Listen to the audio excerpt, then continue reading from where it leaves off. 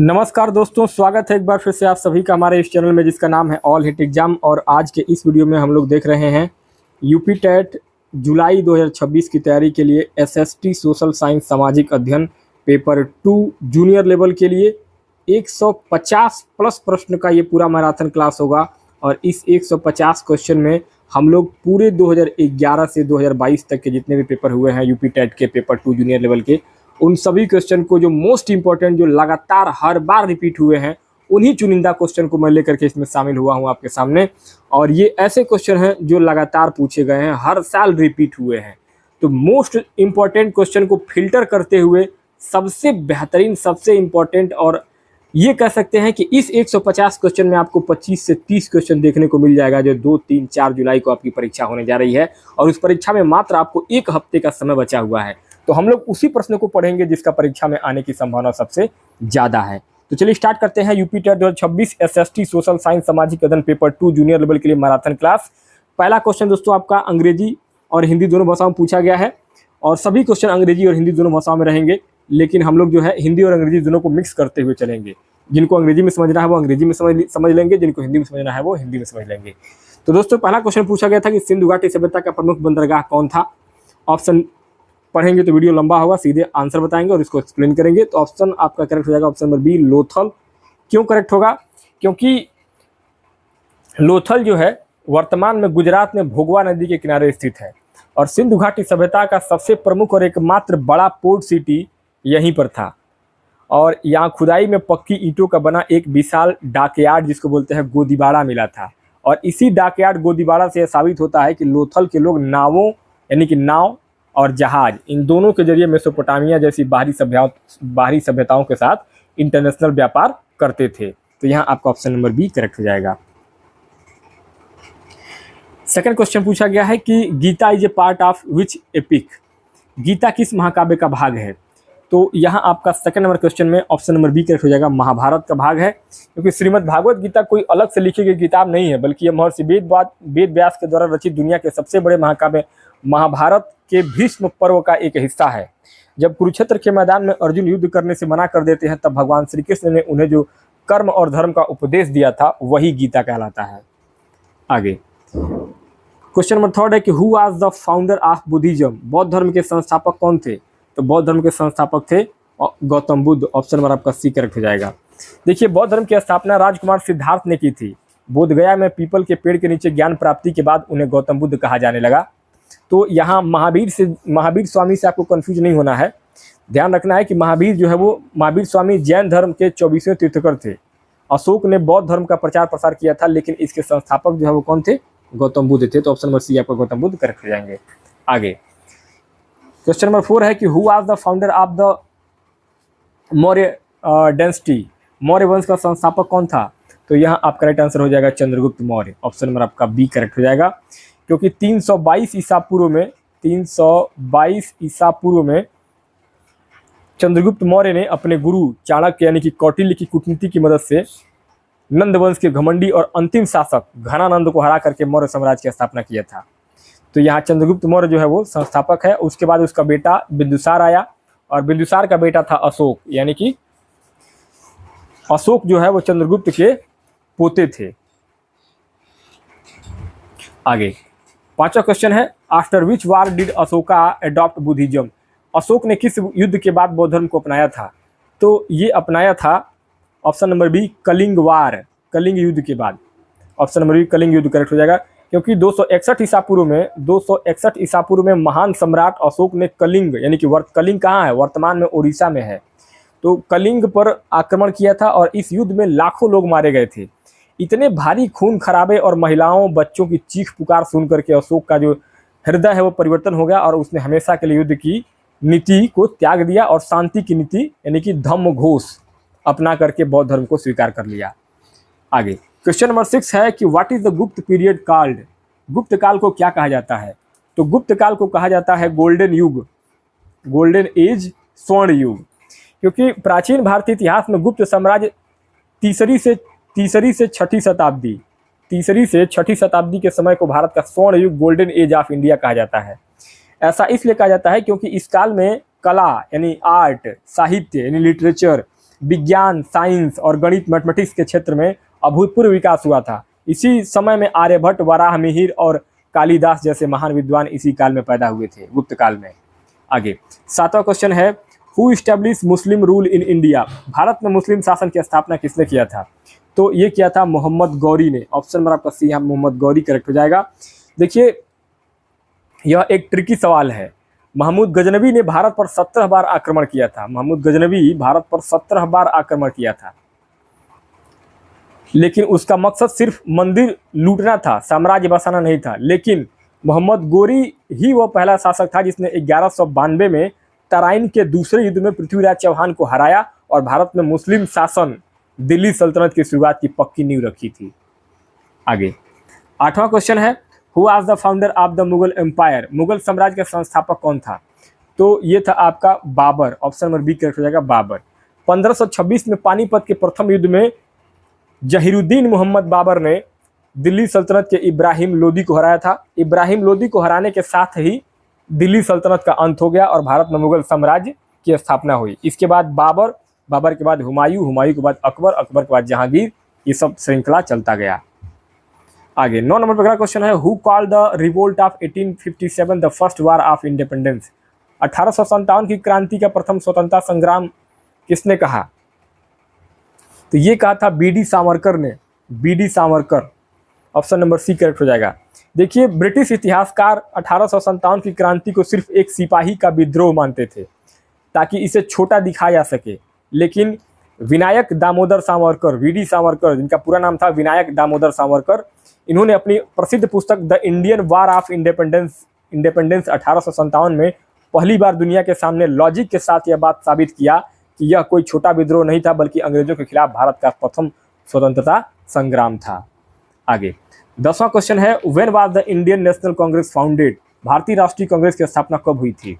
तो यहाँ हुआ था 1885 में। ऑप्शन नंबर ए आपका करेक्ट हो जाएगा, 1885। भारतीय राष्ट्रीय कांग्रेस आईएनसी, क्या बोलते हैं इसको? Indian National Congress. आईएनसी की स्थापना जो हुई थी 28 दिसंबर 1885 को मुंबई के गोकुलदास तेजपाल संस्कृत कॉलेज में इसकी स्थापना हुई थी और इसके संस्थापक एक रिटायर्ड ब्रिटिश अधिकारी ए.ओ. ह्यूम जो थे, ए.ओ. ह्यूम, जो कि एक ब्रिटिश अधिकारी रिटायर हुए थे और इसकी पहली बैठक में 72 प्रतिनिधियों ने भाग लिया था और इसके पहले अध्यक्ष थे व्योमेश चंद्र बनर्जी। तो ऑप्शन नंबर आपका ए यहाँ पे 1885 करेक्ट हो जाएगा। 11 कहा था कि Dandi march is related to which movement? Dandi यात्रा किस आंदोलन से संबंधित है? तो यहाँ करेक्ट आंसर हो जाएगा सिविल डिसोबीडियंस, यानी कि सविनय अवज्ञा। देखिए अंग्रेजों ने नमक पर भारी टैक्स लगा दिया था। इसके विरोध में महात्मा गांधी ने 12 मार्च 1930 को साबरमती आश्रम से दांडी मार्च शुरू किया था। 6 अप्रैल 1930 को दांडी पहुंचकर गांधी जी ने समुद्र के पानी से नमक बनाया और अंग्रेजों का कानून तोड़ा। किसी भी ब्रिटिश कानून को जानबूझकर शांति से तोड़ने को ही सविनय अवज्ञा यानी कि सिविल डिसओबीडियंस कहा जाता है। यहीं से इस आंदोलन की शुरुआत हुई थी। आगे 12वां प्रश्न है, when did the quite India movement start? Bharat छोड़ो आंदोलन कब शुरू हुआ था? तो ये हुआ था 1942 में। ऑप्शन नंबर ए आपका 1942 करेक्ट हो जाएगा। जब क्रिप्स मिशन फेल हो गया तब गांधी जी ने अंग्रेजों को पूरी तरीके से भारत से बाहर निकालने का फैसला किया। 8 अगस्त 1942 को बॉम्बे के ग्वालियर टैंक मैदान से भारत छोड़ो आंदोलन क्वाइट इंडिया मूवमेंट की शुरुआत हुई और इसी आंदोलन में गांधी जी ने अपना सबसे प्रसिद्ध नारा दिया था, करो या मरो, डू और डाई। नेक्स्ट आगे question number 13, when did the constitution of India come into the force? Bharat का संविधान कब लागू हुआ था? तो ये हुआ था आपका 26 जनवरी 1950। ऑप्शन नंबर आपका बी करेक्ट हो जाएगा। देखिए यहाँ पे कंफ्यूजन थोड़ा सा बच्चों को, स्टूडेंट को ये होता है, हमारा संविधान 26 नवंबर 1949 को बन करके तैयार हो गया था और संविधान सभा ने इसे स्वीकार किया था 1 साल के बाद, यानी कि 26 नवंबर को हम संविधान दिवस मनाते हैं। 26 नवंबर को हम संविधान दिवस मनाते हैं, लेकिन लागू हुआ था 26 जनवरी 1950 को। आगे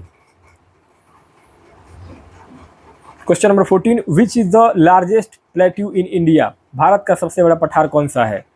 तो ये है आपका दक्कन का पठार। ऑप्शन नंबर आपका बी करेक्ट हो जाएगा, दक्कन का पठार। देखिए भारत का प्रायद्वीपीय हिस्सा पेनिनसुलर इंडिया मुख्य रूप से पठारों से बना है। इसमें दक्कन का पठार भारत का सबसे बड़ा पठार है और यह 8 राज्यों में फैला हुआ एक विशाल त्रिकोणीय भूभाग है। यह करोड़ों साल पहले ज्वालामुखी फटने से निकले हुए लावा से बना है, इसलिए यहाँ काली मिट्टी यानी कि ब्लैक सॉइल पाई जाती है, जो कपास की खेती के लिए सबसे बेस्ट मानी जाती है। आगे क्वेश्चन नंबर 15 कह रहा है कि which is the longest river in India, Bharat की सबसे लंबी नदी कौन सी है? तो ये है आपकी गंगा नदी, ऑप्शन नंबर सी करेक्ट हो जाएगा, गंगा नदी। देखिए भारत की सबसे लंबी नदी गंगा नदी है, जिसकी भारत में कुल लंबाई 2525 किलोमीटर, 2525 किलोमीटर। कुछ स्टूडेंट कहेंगे कि ब्रह्मपुत्र की लंबाई तो 2900 किलोमीटर है। ये ब्रह्मपुत्र जो है इसकी लंबाई 2900 किलोमीटर है और गंगा की कितनी है? 2525 किलोमीटर। तो कन्फ्यूजन में ना रहिए, ब्रह्मपुत्र का ज़्यादातर हिस्सा तिब्बत यानी चीन और बांग्लादेश में बहता है। भारत के अंदर विद इन इंडिया बाउंड्री बहने वाली सबसे लंबी नदी गंगा ही है और गोदावरी दक्षिण भारत की सबसे लंबी नदी है। गोदावरी दक्षिण भारत की सबसे लंबी नदी है। ठीक है, आगे question number 16, the tropic of cancer passes through how many state in India, कर्क रेखा भारत के कितने राज्यों से होकर के गुजरती है? तो यहां आपका 16 नंबर के इस प्रश्न में राइट आंसर हो जाएगा ऑप्शन नंबर सी 8। कर्क रेखा Tropic of Cancer 23.5 degree 23.5 degree north latitude Bharat को लगभग 2 बराबर हिस्सों में बांटता है। यह भारत के कुल 8 राज्यों से होकर गुजरता है। पश्चिम से पूरब की ओर अगर आपको इसका क्रम याद रखना है तो आप याद रखिए गुजरात, राजस्थान, मध्य प्रदेश, छत्तीसगढ़, झारखंड, पश्चिम बंगाल, त्रिपुरा और मिजोरम। ठीक है, ये पश्चिम से पूरब की ओर इसका पूरा जो है वो क्रम है। आगे क्वेश्चन नंबर 17 कह रहा था कि which is the highest mountain peak in India, Bharat का सबसे ऊंचा पर्वत शिखर कौन सा है? तो यहाँ आपका करेक्ट आंसर हो जाएगा Kanchenjunga, option number B correct हो जाएगा। क्योंकि कंचनजंगा, ये प्रश्न जो है अक्सर विवादों में रहता है। देखिए माउंट एवरेस्ट दुनिया का सबसे ऊंचा शिखर है, लेकिन वह नेपाल में है। भारत की सबसे ऊंची चोटी जो है केटू गाडविन आस्टीन है, लेकिन वर्तमान में वह पीओके पाकिस्तान ऑक्यूपाइड कश्मीर यानी पाकिस्तान के हिस्से में जो कश्मीर है उस हिस्से में आती है।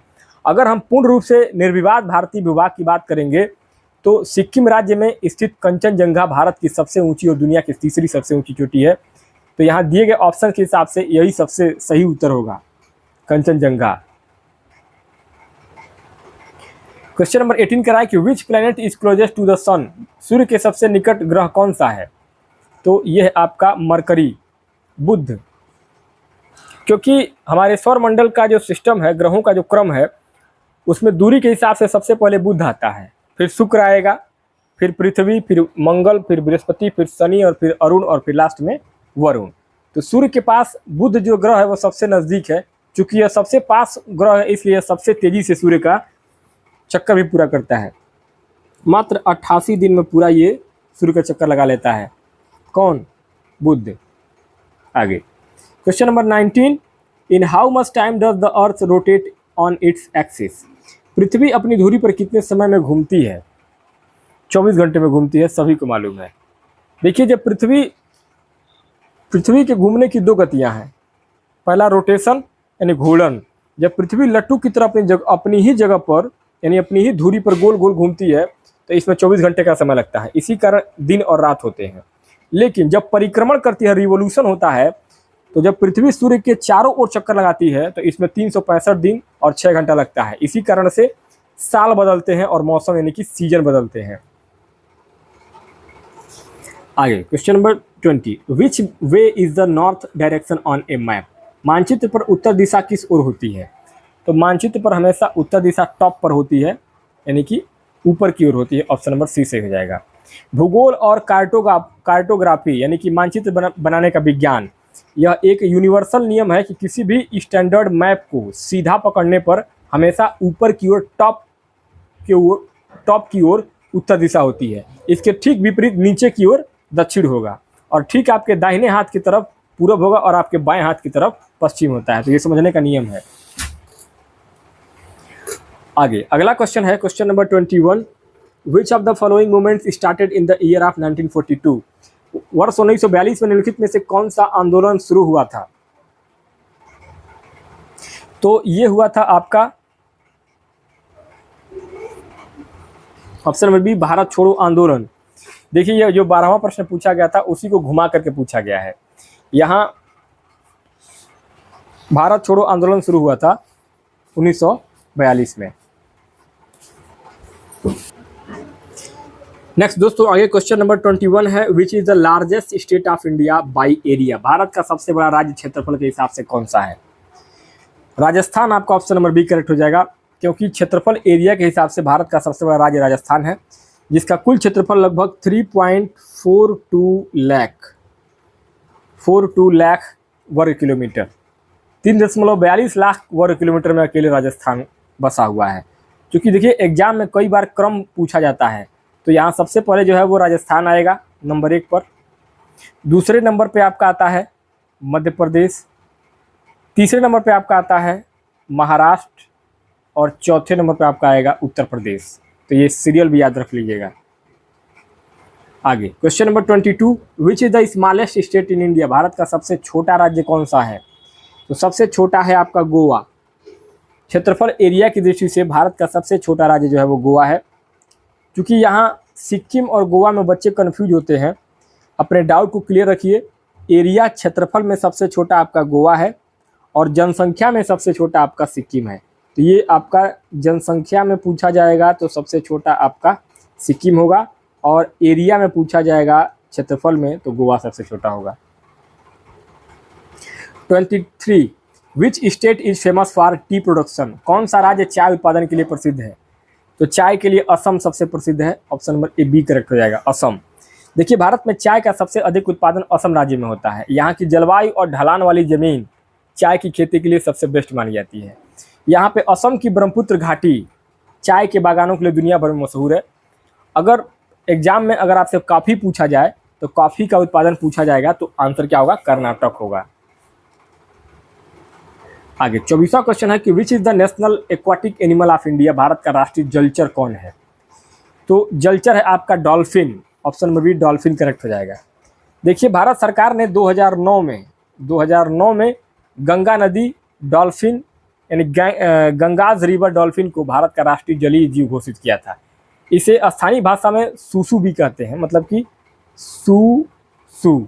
सूसू भी कहा जाता है। यह केवल मीठे और शुद्ध पानी में ही जिंदा रह सकती है, इसलिए यह गंगा नदी की शुद्धता का प्रतीक है, यानी indicator of a healthy river ecosystem. यह एक स्तनधारी यानी कि मैमल्स जीव है और अंधी यानी कि ब्लाइंड होती है, इसका आँख नहीं होता है, यह केवल साउंड वेव से शिकार करती है। डॉल्फिन इसको दिखाई नहीं देता है।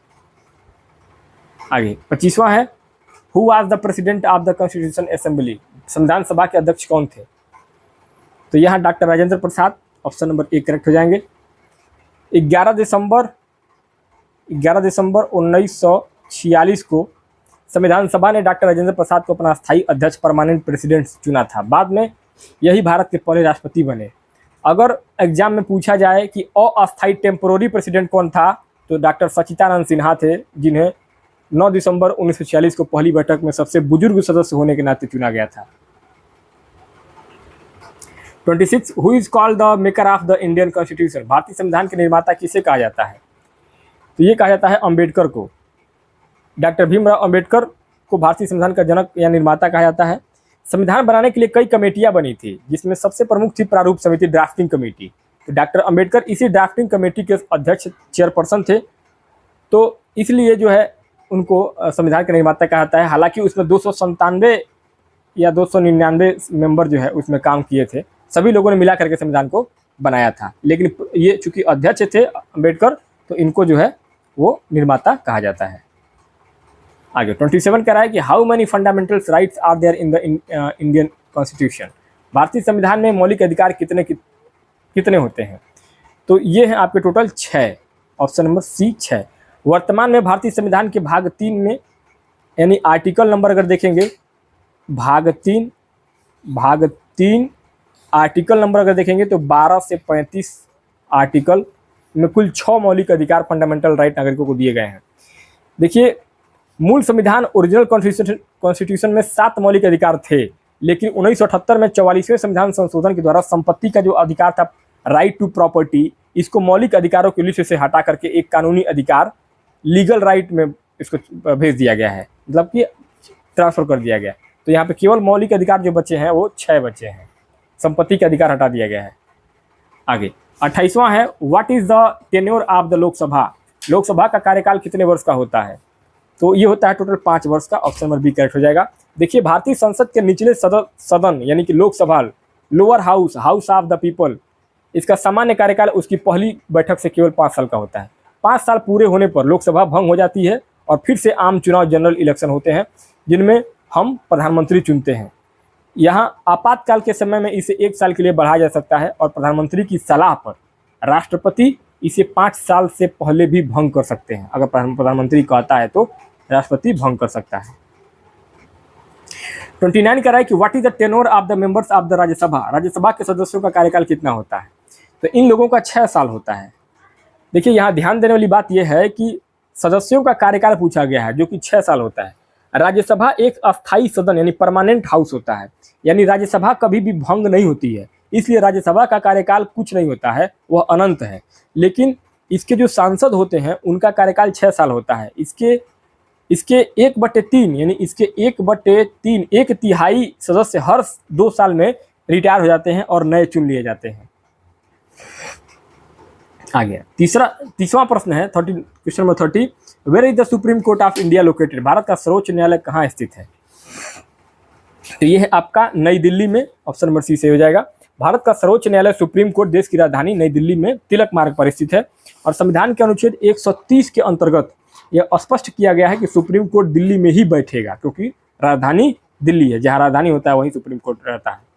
आगे 31वां प्रश्न है कि where was the panchayati raj system introduce in India. Bharat में पंचायती राज व्यवस्था का शुभारंभ कब हुआ था? तो ये कब हुआ था? तो ये हुआ था आपका 1959 में। ऑप्शन नंबर सी से हो जाएगा। देखिए, भारत में त्रिस्तरीय 3 टायर पंचायती राज व्यवस्था का उद्घाटन देश के पहले प्रधानमंत्री पंडित जवाहरलाल नेहरू ने किया था। यह ऐतिहासिक शुरुआत 2 अक्टूबर 1959 गांधी जयंती के दिन राजस्थान के नागौर जिले से शुरू हुआ था और इसके बाद 1992 में 73वें संविधान संशोधन के द्वारा इसे संवैधानिक दर्जा यानी कि कॉन्स्टिट्यूशन स्टेट में ला दिया गया। आगे 32 कह रहा था कि the elected head of the gram panchayat is called. ग्राम पंचायत का निर्वाचित प्रमुख कहलाता है। ये कहलाता है सरपंच बोलते हैं, इसको प्रधान बोलते हैं। गांव के लेवल पर जो ग्राम पंचायत होती है उसका मुखिया जनता के द्वारा सीधे वोट डालकर चुना जाता है और इसे अलग अलग राज्यों में सरपंच, प्रधान या मुखिया कहा जाता है।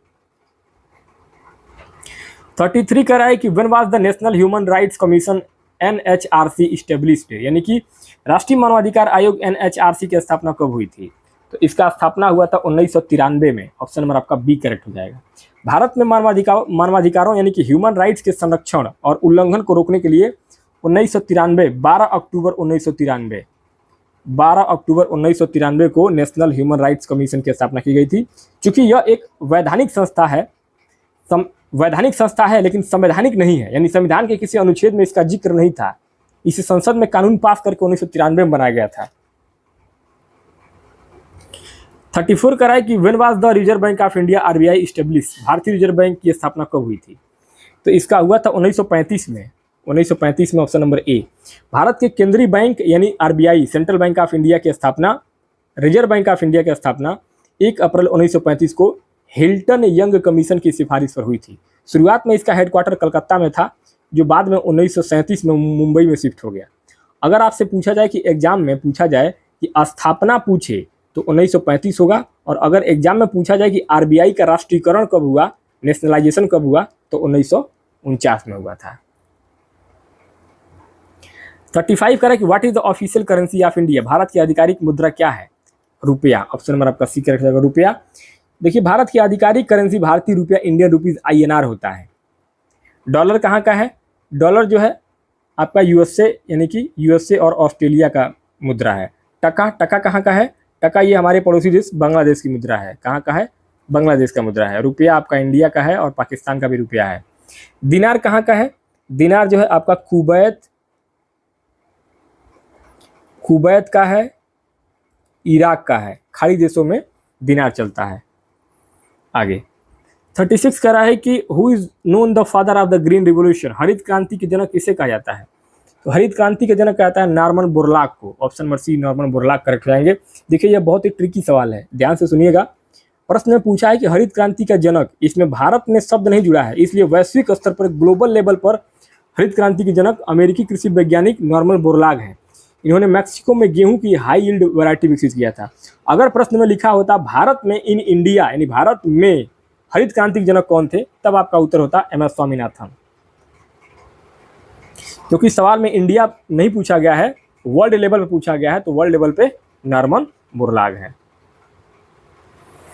37 का right, who is the father of the white revolution in India, Bharat में श्वेत क्रांति के जनक कौन है? तो श्वेत क्रांति के जनक है Verghese Kurien. Option number B correct हो जाएगा। श्वेत क्रांति व्हाइट रिवोल्यूशन का संबंध दूध उत्पादन यानी कि मिल्क प्रोडक्शन को बढ़ाने से है, जिसे ऑपरेशन फ्लड भी कहा गया है। भारत में इसके जनक डॉक्टर बर्गिज कुरियन है। बर्गिज कुरियन ने ही गुजरात में अमूल नाम की डेयरी कोऑपरेटिव सोसाइटी की नींव रखी थी, जिसने भारत को दुनिया का सबसे बड़ा दूध उत्पादक देश बना दिया था। लेकिन बर्गिज कुरियन जो अमूल दूध चलता है भारत में, बर्गिज कुरियन ने ही उसको लॉन्च किया था। ठीक है, नेक्स्ट आगे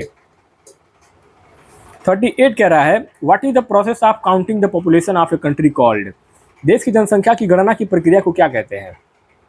इसको जनगणना कहते हैं, सेंसस कहते हैं। किसी भी देश में एक निश्चित समय के बाद वहां रहने वाले लोगों की गिनती करने की आधिकारिक प्रक्रिया को जनगणना कहा जाता है। भारत में हर 10 साल में एक बार जनगणना होती है। भारत में पहली जनगणना 1872 में हुई थी। कब हुआ था? सबसे पहली बार जनगणना 1872 में लॉर्ड मेयो के समय में हुई थी। और नियमित जनगणना रेगुलर सेंसस 1881 में लॉर्ड रिपन के कार्यकाल से शुरू हुआ था। 39 कह रहा है कि what is the full form of GDP, GDP का फुल फॉर्म क्या है? जीडीपी का फुल फॉर्म होता है gross domestic product. Gross domestic product, option number ए आपका करेक्ट हो जाएगा। देखिए अर्थशास्त्र इकोनॉमिक्स में जीडीपी का मतलब होता है ग्रॉस डोमेस्टिक प्रोडक्ट। हिंदी में इसको बोलते हैं सकल घरेलू उत्पाद। क्या बोलते हैं? हिंदी में इसको बोला जाता है सकल घरेलू उत्पाद, जीडीपी से बोलते हैं। आसान भाषा में समझना है तो आपको बता दें, एक साल के अंदर हमारे देश की सीमा के भीतर जितने भी सामान बनाए गए हैं और जितनी भी सर्विस दी गई है, उन सबकी कुल मार्केट वैल्यू को ही उस देश की जीडीपी कहते हैं। इससे पता चलता है कि देश की अर्थव्यवस्था कितनी बड़ी है। ठीक है, आगे question number 40, which is the capital of India, Bharat की राजधानी सबको मालूम है कहाँ है? नई दिल्ली में है। वर्तमान में भारत की राष्ट्रीय राजधानी नई दिल्ली है और यहीं पे संसद भवन, सुप्रीम कोर्ट, राष्ट्रपति भवन सब स्थित है। आपको जानकारी के लिए बता दें कि सबसे पहले भारत की राजधानी कलकत्ता हुआ करती थी। 1911 में अंग्रेजों यानी कि किंग जॉर्ज पंचम के समय भारत की राजधानी को कलकत्ता से दिल्ली शिफ्ट करने की घोषणा की गई थी। ओके, नेक्स्ट क्वेश्चन नंबर 41 कह रहा था कि from which site of the Harappan civilization is the evidence of the great bath found, Harappa सभ्यता के किस स्थल से विशाल स्नानागार के साक्ष्य प्राप्त हुए हैं? तो यहाँ आपका राइट आंसर हो जाएगा ऑप्शन नंबर डी, मोहनजोदड़ो। क्योंकि सिंधु घाटी सभ्यता में विशाल स्नानागार मोहनजोदड़ो से मिला था। यह पक्की ईंटों से बना एक बहुत बड़ा और सुंदर आयताकार कुंड था। इतिहासकार मानते हैं कि इसका इस्तेमाल रोज नहाने के लिए नहीं बल्कि किसी विशेष धार्मिक अनुष्ठान या पूजा पाठ के समय पवित्र स्नान के लिए किया जाता था। मोहनजोदड़ो का अर्थ क्या है? मोहनजोदड़ो का मतलब होता है मुर्दों का टीला, मरे हुए लोगों का टीला। 42 कह रहा था कि under which article of the Indian constitution is the abolition of untouchability provisions, यानी कि भारतीय संविधान के किस अनुच्छेद के तहत अस्पृश्यता का अंत, एबोलिशन ऑफ अनटचेबिलिटी किया गया? तो ये किया गया था आपका आर्टिकल 17, अनुच्छेद 17 के अंतर्गत। भारतीय संविधान के भाग 3 यानी कि मौलिक अधिकार में समानता के अधिकार के तहत अनुच्छेद 17 जो है वो छुआछूत को पूरी तरीके से समाप्त करता है और इसे एक दंडनीय अपराध बताता है। बाकी आर्टिकल अगर अनुच्छेद 14 की बात करेंगे तो ये कानून के समक्ष समानता की बात करता है। अनुच्छेद 19 की बात करेंगे तो ये फ्रीडम ऑफ स्पीच, बोलने की आज़ादी देता है। और अनुच्छेद 15 जो है वो धर्म, जाति और लिंग के आधार पर भेदभाव का निषेध करता है। 43 कह रहा है कि in which layer of the atmosphere is the ozone layer found, वायुमंडल की किस परत में ओजोन परत पाई जाती है? तो ये पाया जाता है आपका स्ट्रेप्टोस्फीयर, समताप मंडल में। ऑप्शन नंबर आपका सी सही हो जाएगा। ओजोन परत यानी कि O3 जो है ओजोन परत, ये वायुमंडल के समताप मंडल के निचले हिस्से में पाई जाती है। इसका काम सूर्य से आने वाली हानिकारक पराबैंगनी किरणों यानी कि अल्ट्रावायलेट किरणों को सोखना होता है, जिससे पृथ्वी पर स्किन कैंसर जैसी बीमारियां नहीं होती हैं। हवाई जहाज उड़ाने के लिए भी समताप मंडल सबसे उपयुक्त होता है, क्योंकि यहाँ मौसम साफ रहता है और बादल यहाँ पे नहीं होते हैं। तो जो भी हवाई जहाज चढ़ता है वो समताप मंडल में ही उड़ता है। आगे 44 कह रहा है कि who is called the architect of the panchayati raj system in India, Bharat में पंचायती राज व्यवस्था का शिल्पी, आर्किटेक्ट किसे कहा जाता है? तो यहाँ आपका B.R. Mehta, option number C B.R. Mehta correct हो जाएंगे। बलवंत राय मेहता इनका पूरा नाम है। बलवंत राय मेहता को भारत में पंचायती राज व्यवस्था का जनक या शिल्पी माना जाता है। 1957 में इन्हीं की अध्यक्षता में बनी समिति ने भारत में त्रिस्तरीय पंचायती राज की सिफारिश की थी, यानी कि ग्राम पंचायत, पंचायत समिति और जिला परिषद। इसी वजह से इन्हें पंचायती राज का शिल्पी कहा जाता है। 45 कह रहा है कि which of the following is an example of a rabi crop, यानी कि निम्नलिखित में से कौन सा रबी की फसल का उदाहरण है? तो यहाँ आपका गेहूं करेक्ट हो जाएगा। ऑप्शन नंबर सी गेहूं। क्यों करेक्ट होगा? क्योंकि भारत में रबी की फसलें सर्दियों में यानी कि अक्टूबर से नवंबर में बोई जाती हैं और गर्मियों की शुरुआत होती है आपका मार्च से अप्रैल में। तो गेहूं, चना, मटर और सरसों ये सब रबी की फसलें होती हैं, ठीक है। बाकी मक्का जो है, ये मक्का, कपास और धान ये सब खरीफ की फसलें होती हैं, जिन्हें बारिश के मौसम यानी कि जून जुलाई में बोया जाता है, क्योंकि इन फसलों को पानी की सबसे ज़्यादा ज़रूरत होती है। आगे 46 कह रहा है कि विच सुल्तान ऑफ द दिल्ली सल्तनत adopted the policy of blood and iron, Delhi सल्तनत के किस सुल्तान ने रक्त और लौह, ब्लड एंड आयरन की नीति अपनाई थी? तो ये अपनाया था आपका Ghiyasuddin Balban. Option number D Ghiyasuddin Balban correct हो जाएगा, क्योंकि रक्त और लौह की नीति का मतलब दुश्मनों के प्रति बेहद कठोर होना, विद्रोहियों की हत्या कर देना और उनकी महिलाओं बच्चों को गुलाम बना लेना, यह क्रूर नीति बलबन ने अपनाई थी। बलबन ने यह नीति अपने राज्य में शांति स्थापित करने और सुल्तान का खौफ पैदा करने के लिए बनाई थी। इसी ने दरबार में सिजदा यानी घुटने पर बैठना और पैबोस यानी सुल्तान के पैर चूमने की प्रथा भी जो है गयासुद्दीन बलबन ने ही शुरू किया था। 47 कह रहा है कि which elements predominate in the earth inner core, पृथ्वी के आंतरिक भाग कोर में किन तत्वों की प्रधानता होती है? निकिल और लोहा। ऑप्शन नंबर ए। देखिए, पृथ्वी की सबसे अंदरूनी परत को कोर कहा जाता है और यह परत भारी धातुओं से बनी होती है, मुख्य रूप से निकिल और लोहा की बनी होती है। इसी कारण भूगोल में कोर यानी नीफे, कोर या नीफे कहते हैं। इसका मतलब क्या है? नीफे मतलब निकिल और लोहा। नेक्स्ट क्वेश्चन नंबर 48 कह रहा था कि who was the governor general of India during the revolt of 1857। 1857 के विद्रोह के समय भारत का गवर्नर जनरल कौन था? तो वो था Lord Canning. Option number C आपका करेक्ट हो जाएगा, लॉर्ड कैनिंग। 1857 की महान क्रांति फर्स्ट वार ऑफ इंडिपेंडेंस के समय भारत का British governor general Lord Canning था। विद्रोह भड़कने का एक बड़ा कारण लॉर्ड डलहौजी की हड़प नीति, लेकिन जब विद्रोह असल में हुआ 1857 में, तब तक डलहौजी जा चुका था और कैनिंग भारत का गवर्नर जनरल बन चुका था। 1858 के अधिनियम के बाद कैनिंग ही भारत का पहला वायसराय बना था। 49वां प्रश्न है, by which amendment was the world secular added the preamble of the Indian constitution.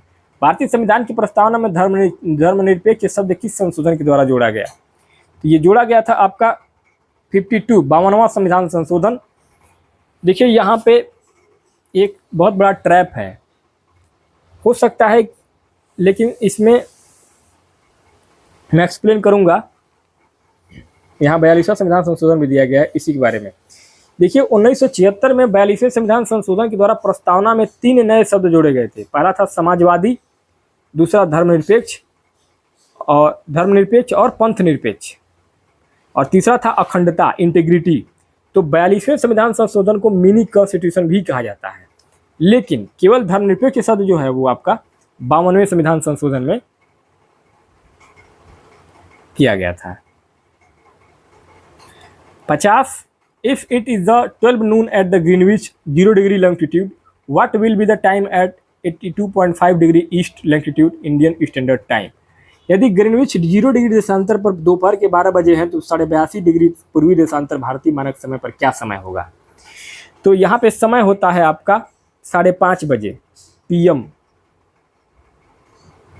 Option number A 5:30 PM। देखिए, चूंकि हम जानते हैं कि पृथ्वी को 1 डिग्री घूमने में 4 मिनट का समय लगता है, तो भारत का मानक समय है आपका 82.5 डिग्री ईस्ट। तो 82.5 डिग्री ईस्ट में हम 4 मिनट से जब गुणा करेंगे तो ये टोटल आपका 330 मिनट होगा, और 330 मिनट को जब हम घंटों में बदलेंगे तो ये आपका 5.5 घंटा का समय होता है। क्योंकि भारत पूरब में है इसलिए यहाँ का समय आगे यानी कि प्लस में चलता है, इसलिए 12 बजे जब दोपहर में वहाँ पे होगा ग्रीनविच पे, तो अपने यहाँ इंडिया में 5:30 PM होगा, 5.5 घंटा। 51 कह रहा है कि who was the first Muslim president of the Indian National Congress. भारतीय राष्ट्रीय कांग्रेस के प्रथम मुस्लिम अध्यक्ष कौन थे। तो ये थे Badruddin Tyab ji. Option number B, Badruddin Tyab ji भारतीय राष्ट्रीय कांग्रेस के पहले मुस्लिम अध्यक्ष थे। उन्होंने 1887 में कांग्रेस के मद्रास अधिवेशन, तीसरे अधिवेशन की अध्यक्षता भी किया था। मौलाना अबुल कलाम आज़ाद जो दिए गए हैं ऑप्शन नंबर डी में, कांग्रेस के सबसे कम उम्र के अध्यक्ष और आज़ादी के समय सबसे लंबे समय तक रहने वाले अध्यक्ष थे, लेकिन प्रथम जो पहले थे वो बदरुद्दीन तैयब जी थे। 52 कह रहा है कि which of the following is called the Ganga of the south.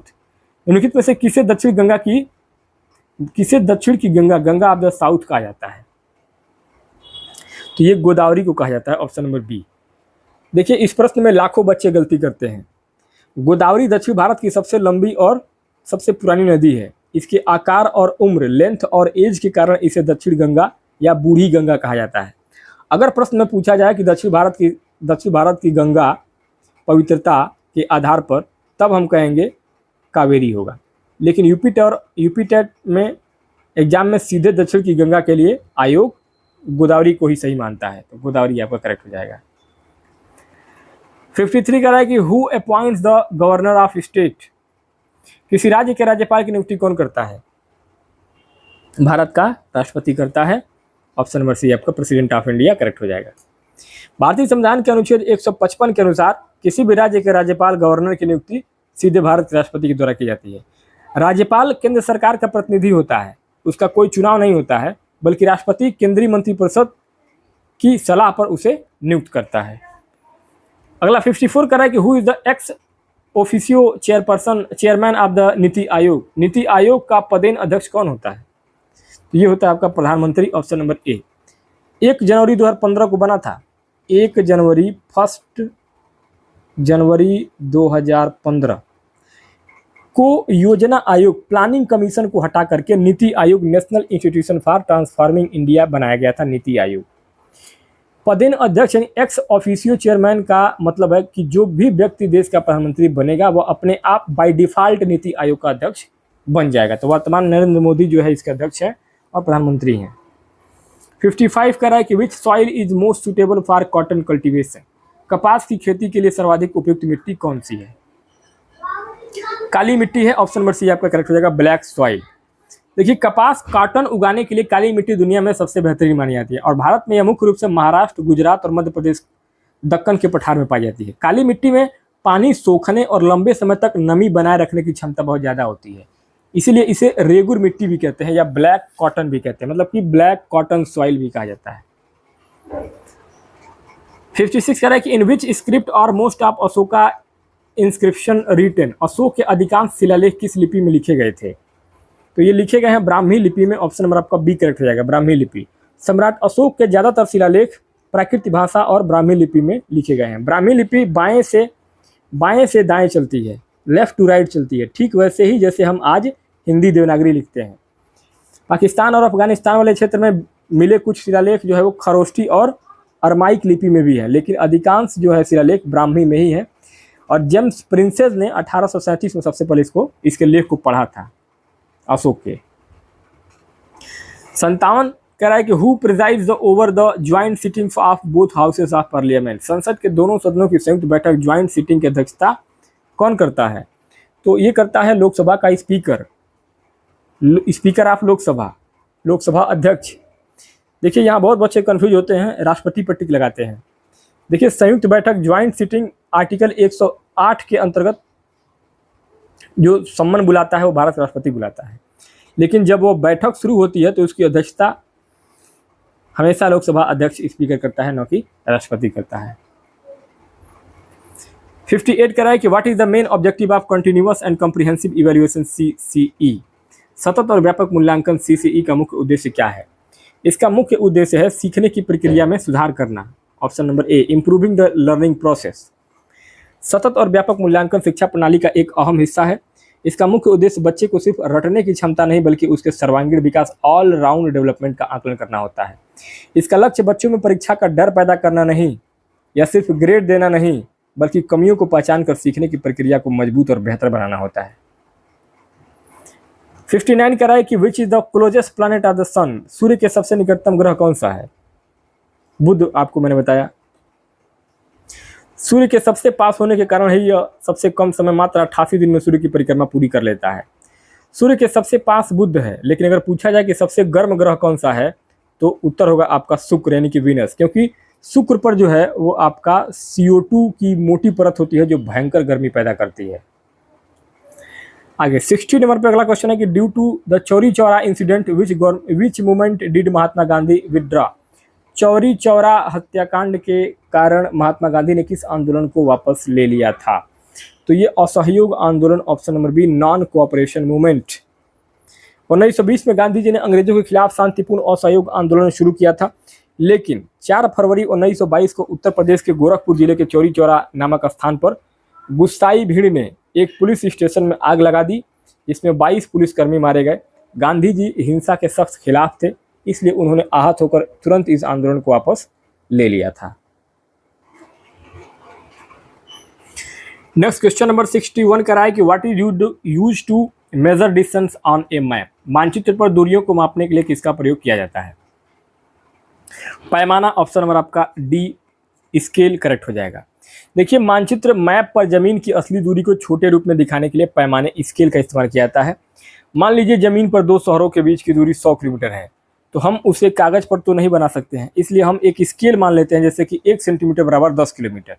इससे मैप पढ़ना और असली दूरी का पता लगाना एकदम सटीक हो जाता है। तो कंपास का उपयोग कैसे किया जाता है? दिशा के लिए। कंपास का उपयोग दिशा के लिए और डायरेक्शन के लिए किया जाता है, ठीक है। तो पैमाना यहाँ पे आपका करेक्ट हो जाएगा। आगे 62 का रहा है कि where is the headquarter of the Reserve Bank of India RBI located, भारतीय Reserve Bank of India RBI का मुख्यालय कहाँ स्थित है? इसका मुख्यालय कहाँ है भैया? मुंबई में है। मुख्यालय इसका मुंबई में है। ऑप्शन नंबर बी आपका मुंबई करेक्ट हो जाएगा। क्यों? क्योंकि भारत के केंद्रीय बैंक RBI का मुख्यालय मुंबई में है, जिसे भारत की आर्थिक राजधानी, फाइनेंशियल कैपिटल भी कहा जाता है। स्टूडेंट को यहाँ पे ध्यान देना है कि जब 1935 में RBI की स्थापना हुई थी तब इसका मुख्यालय कोलकाता में था, लेकिन 1937 में इसे यानी कि 2 साल के बाद इसे अस्थायी रूप से परमानेंटली मुंबई शिफ्ट कर दिया गया, जिसको वर्तमान में मुंबई कहते हैं। आगे 63 who is the exponent of the project method in teaching social study, सामाजिक अध्ययन शिक्षण में परियोजना विधि प्रोजेक्ट मेथड के प्रतिपादक कौन है? WH Kilpatrick. शिक्षा मनोविज्ञान पेडागोजी में प्रोजेक्ट मेथड का विकास विलियम हर्ड किलपैट्रिक ने किया था और यह विधि करके सीखने, लर्निंग बाय डूइंग के सिद्धांत पर आधारित है। किलपैट्रिक मशहूर दार्शनिक जॉन डीवी के शिष्य थे और इनका मानना था कि बच्चों को क्लासरूम में बिठाकर रटाने के बजाय उन्हें असली दुनिया के प्रोजेक्ट देने चाहिए ताकि वो खुद समस्या का समाधान ढूंढ सकें, निकाल सकें। 64 का राय कि which imaginary line divide India into the almost 2 equal parts, कौन सी काल्पनिक रेखा भारत को लगभग 2 बराबर भागों में बांटती है? तो यहां आपका 64 में राइट आंसर क्या हो जाएगा? Option number C, tropic of cancer कर्क रेखा।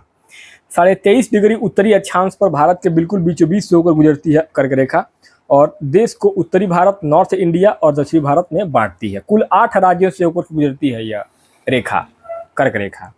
लेकिन ये कौन सी काल्पनिक रेखा है? 65, what is the minimum age limit to become a member of the Rajya Sabha? Rajya Sabha का सदस्य बनने के लिए न्यूनतम आयु सीमा क्या है? तो न्यूनतम आयु सीमा है 30 साल होना चाहिए आपका एज, तब आप राज्यसभा का मेंबर बनेंगे।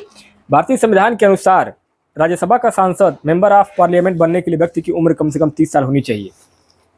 राष्ट्रपति बनने के लिए क्या होना चाहिए?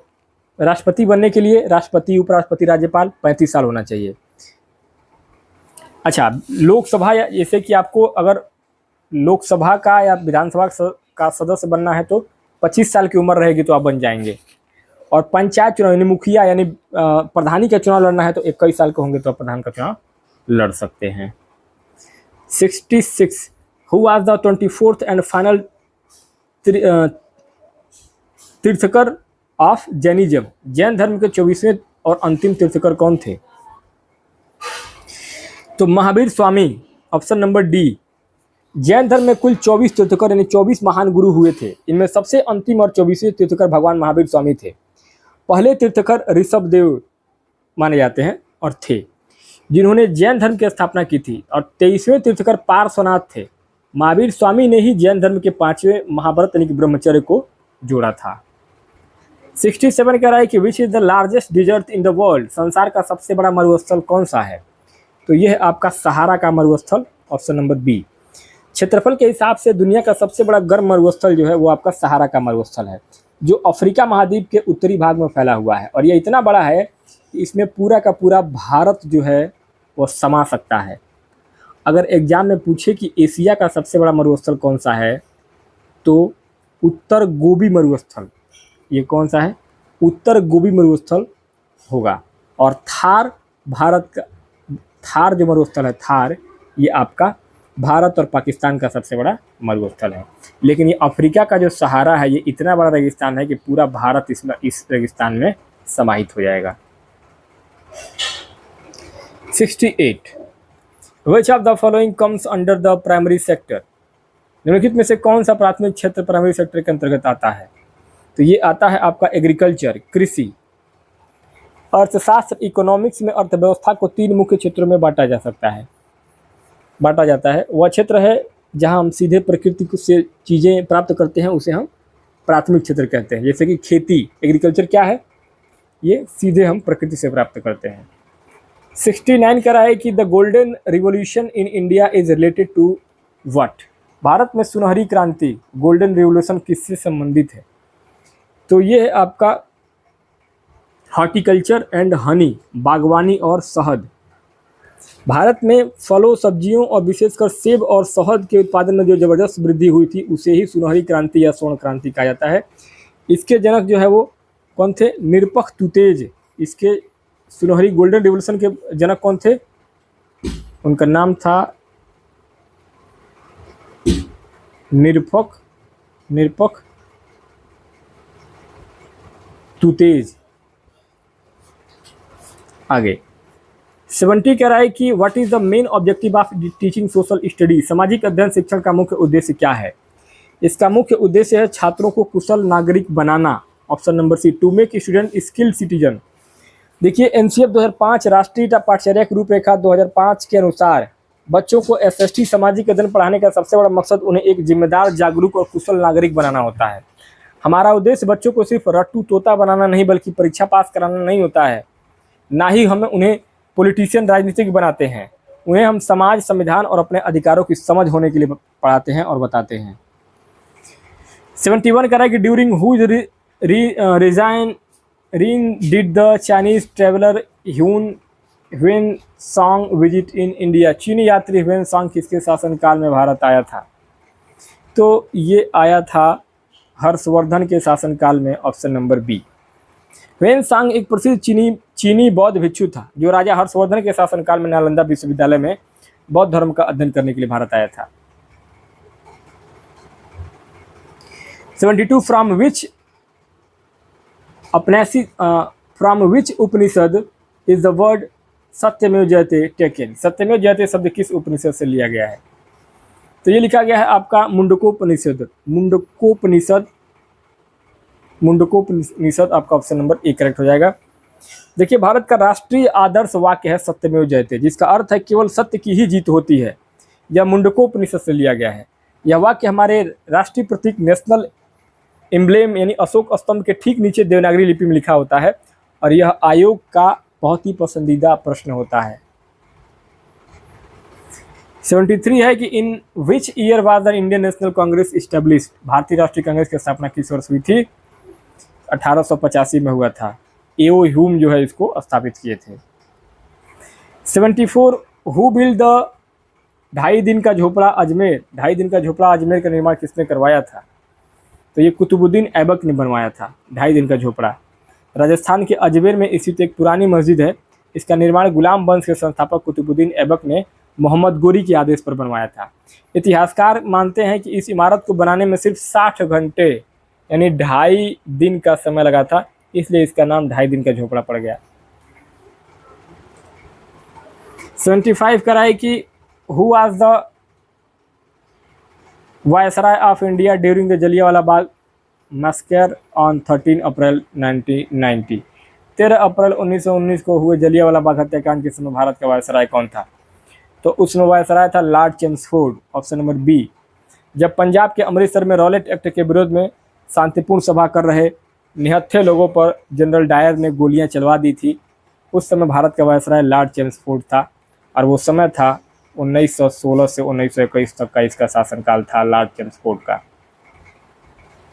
इसी चेम्सफोर्ड के काल में ही मॉन्टेग्यू चेम्सफोर्ड सुधार भी पास हुआ था। 76 कह रहा है कि who was the 24th and final tirthankar of Jainism? Jain धर्म के 24वें और अंतिम तीर्थकर कौन थे? वर्धमान महावीर, ऑप्शन नंबर सी।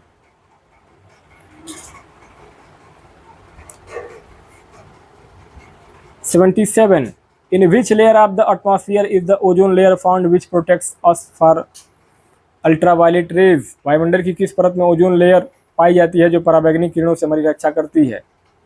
तो ये पाई जाती है आपका समताप मंडल में, स्ट्रेटोस्फीयर। ओजोन गैस की परत हमारे वायुमंडल के समताप मंडल में पाई जाती है। 78 कह रहा है कि which is the longest river for peninsular India south India also known as the Dakshin Ganga? प्रायद्वीपीय भारत दक्षिण भारत की सबसे लंबी नदी कौन सी है जिसे दक्षिण गंगा भी कहा जाता है? तो ये कहा जाता है आपका गोदावरी नदी को, ऑप्शन नंबर सी। दक्षिण भारत की सबसे लंबी नदी गोदावरी है और इसकी लंबाई, विशालता और उम्र के कारण ही इसे दक्षिण का गंगा भी कहा जाता है और यह महाराष्ट्र के त्र्यंबकेश्वर से निकलती है। 79 कह रहा है कि which is the highest plateau in the world? Roof of the world, विश्व का सबसे ऊंचा पठार रूफ ऑफ द वर्ल्ड कौन सा है? तिब्बत का पठार, ऑप्शन नंबर आपका बी, पामीर का पठार या तिब्बत का पठार। देखिए, मध्य एशिया में स्थित है पामीर का पठार जो तिब्बत के पठार का ही हिस्सा है। इसको अत्यधिक ऊंचाई के कारण दुनिया की छत रूफ ऑफ द वर्ल्ड कहा जाता है। पठार क्या होता है? पठार वह जमीन होती है जो आसपास के इलाके से बहुत ऊपर उठी होती है लेकिन ऊपर से पहाड़ की तरह नुकीली ना होकर के मेज की तरह सपाट होती है, उसी को पठार बोलते हैं। 80 कह रहा है कि which of the following is an example of an igneous rock? निम्नलिखित में से कौन सी एक आग्नेय चट्टान का उदाहरण है?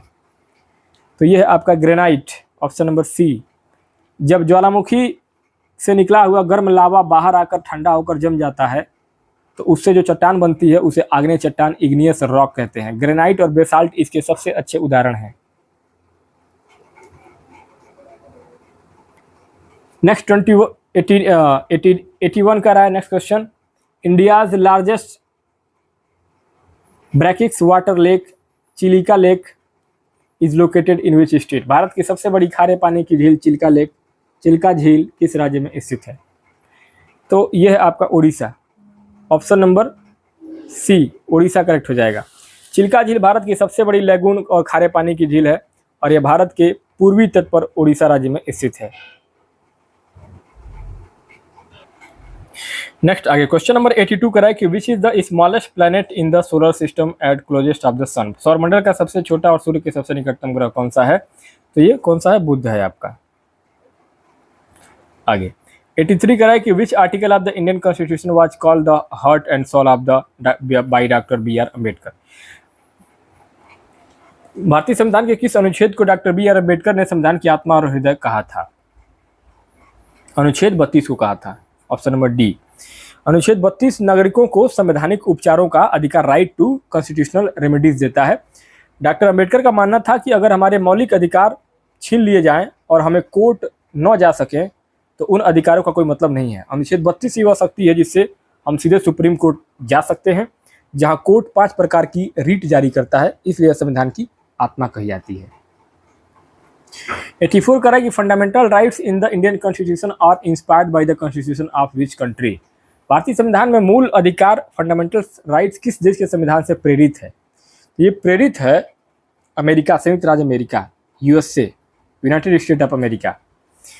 हमारे संविधान के भाग 3 अनुच्छेद 12 से 35 में जो मूल अधिकार दिए गए हैं उनका कॉन्सेप्ट अमेरिका के बिल ऑफ राइट से लिया गया है। बाकी देशों से जो लिया गया है, ब्रिटेन से लिया गया है आपका संसदीय प्रणाली और एकल नागरिकता,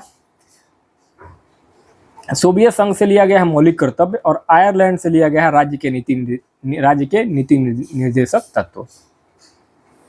85 करा है कि what can be the maximum gap between 2 sessions of parliament. संसद के 2 सत्रों के बीच अधिकतम कितना अंतराल हो सकता है? 6 महीना से अधिक आप बैठ के मतलब काम नहीं कर सकते हैं, मतलब कि सांसद या विधायक कोई भी 6 महीने से ज़्यादा संसद का सत्र स्थगित नहीं हो सकता है। तो संविधान के अनुच्छेद 85 के अंतर्गत संसद के एक सत्र सेशन की अंतिम बैठक और अगले सत्र की पहली बैठक के बीच 6 महीने से अधिक का गैप नहीं होना चाहिए। इसका सीधा सा मतलब है कि 1 साल यानी 12 महीने में संसद की कम से कम 2 बैठकें होना अनिवार्य है। वैसे भारत में सामान्यतः 3 सत्र होते हैं, एक बजट सत्र, एक मानसून सत्र और एक शीतकालीन सत्र। 86 कह रहा है कि in which schedule of the Indian constitution has the panchayati raj system been placed. Panchayati raj व्यवस्था को भारतीय संविधान की किस अनुसूची में रखा गया है? तो इसको रखा गया है 11वीं अनुसूची में, ऑप्शन नंबर आपका सी सही हो जाएगा। मूल संविधान में केवल 8 अनुसूचियां थी।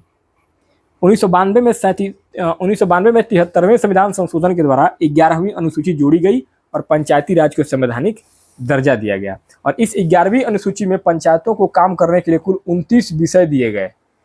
वहीं 12वीं अनुसूची जो है वो नगर पालिकाओं से संबंधित है, जिसे 74वें संविधान में इसको भी जोड़ा गया था। Next 87, what is the minimum age limit to become a member of legislative assembly. यानी कि एमएलए बनने के लिए उम्र क्या होना चाहिए? राज्य विधानसभा का एक सदस्य एमएलए बनने के लिए न्यूनतम उम्र सीमा क्या है? 25 साल के अगर आप हैं तो आप एमएलए बन सकते हैं। किसी भी राज्य में विधायक एमएलए बनने के लिए या देश का सांसद लोकसभा बनने के लिए कम से कम 25 वर्ष की उम्र होना जरूरी है। तो इसको आप हमेशा याद रखिए। 25 साल के अगर आप होते हैं तो आप एमएलए का चुनाव लड़ सकते हैं। 88, what is the elected head of municipal corporation called. Nagar Nigam municipal corporation के निर्वाचित प्रमुख को क्या कहा जाता है? तो इसको कहा जाता है महापौर, मेयर या महापौर। भारत में बड़े बड़े शहरों जैसे कि दिल्ली, मुंबई, लखनऊ की स्थानीय प्रशासन को नगर निगम म्यूनिसिपल कॉर्पोरेशन कहते हैं। यहाँ की जनता सीधे वोट डालकर जिस प्रमुख को चुनती है उसे मेयर या महापौर कहा जाता है। सरपंच गांव की पंचायत का मुखिया होता है और आयुक्त जो कमिश्नर होता है वो सरकार के द्वारा नियुक्त एक आईएएस अधिकारी होता है, जो जनता द्वारा चुना हुआ नेता नहीं होता है। 89 करा कि when was the goods and service tax GST implemented in India. Bharat में वस्तु एवं सेवा कर जीएसटी कब से लागू किया गया? ये लागू किया गया था आपका 1 जुलाई 2017 से। 1 जुलाई 2017 से भारत में एक देश एक कर, वन नेशन वन टैक्स के सिद्धांत पर आधारित जीएसटी प्रणाली 1 जुलाई 2017 की आधी रात से लागू की गई थी। इसे 101वें संविधान संशोधन के जरिए लाया गया। ऑप्शन डी में दिया गया है 8 नवंबर 2016। 8 नवंबर 2016 वह तारीख था जब भारत में नोटबंदी हुई थी, डीमोनेटाइजेशन हुआ था। तो बच्चे जल्दीबाजी में क्या करते हैं, इसी को ट्रिक मार देते हैं।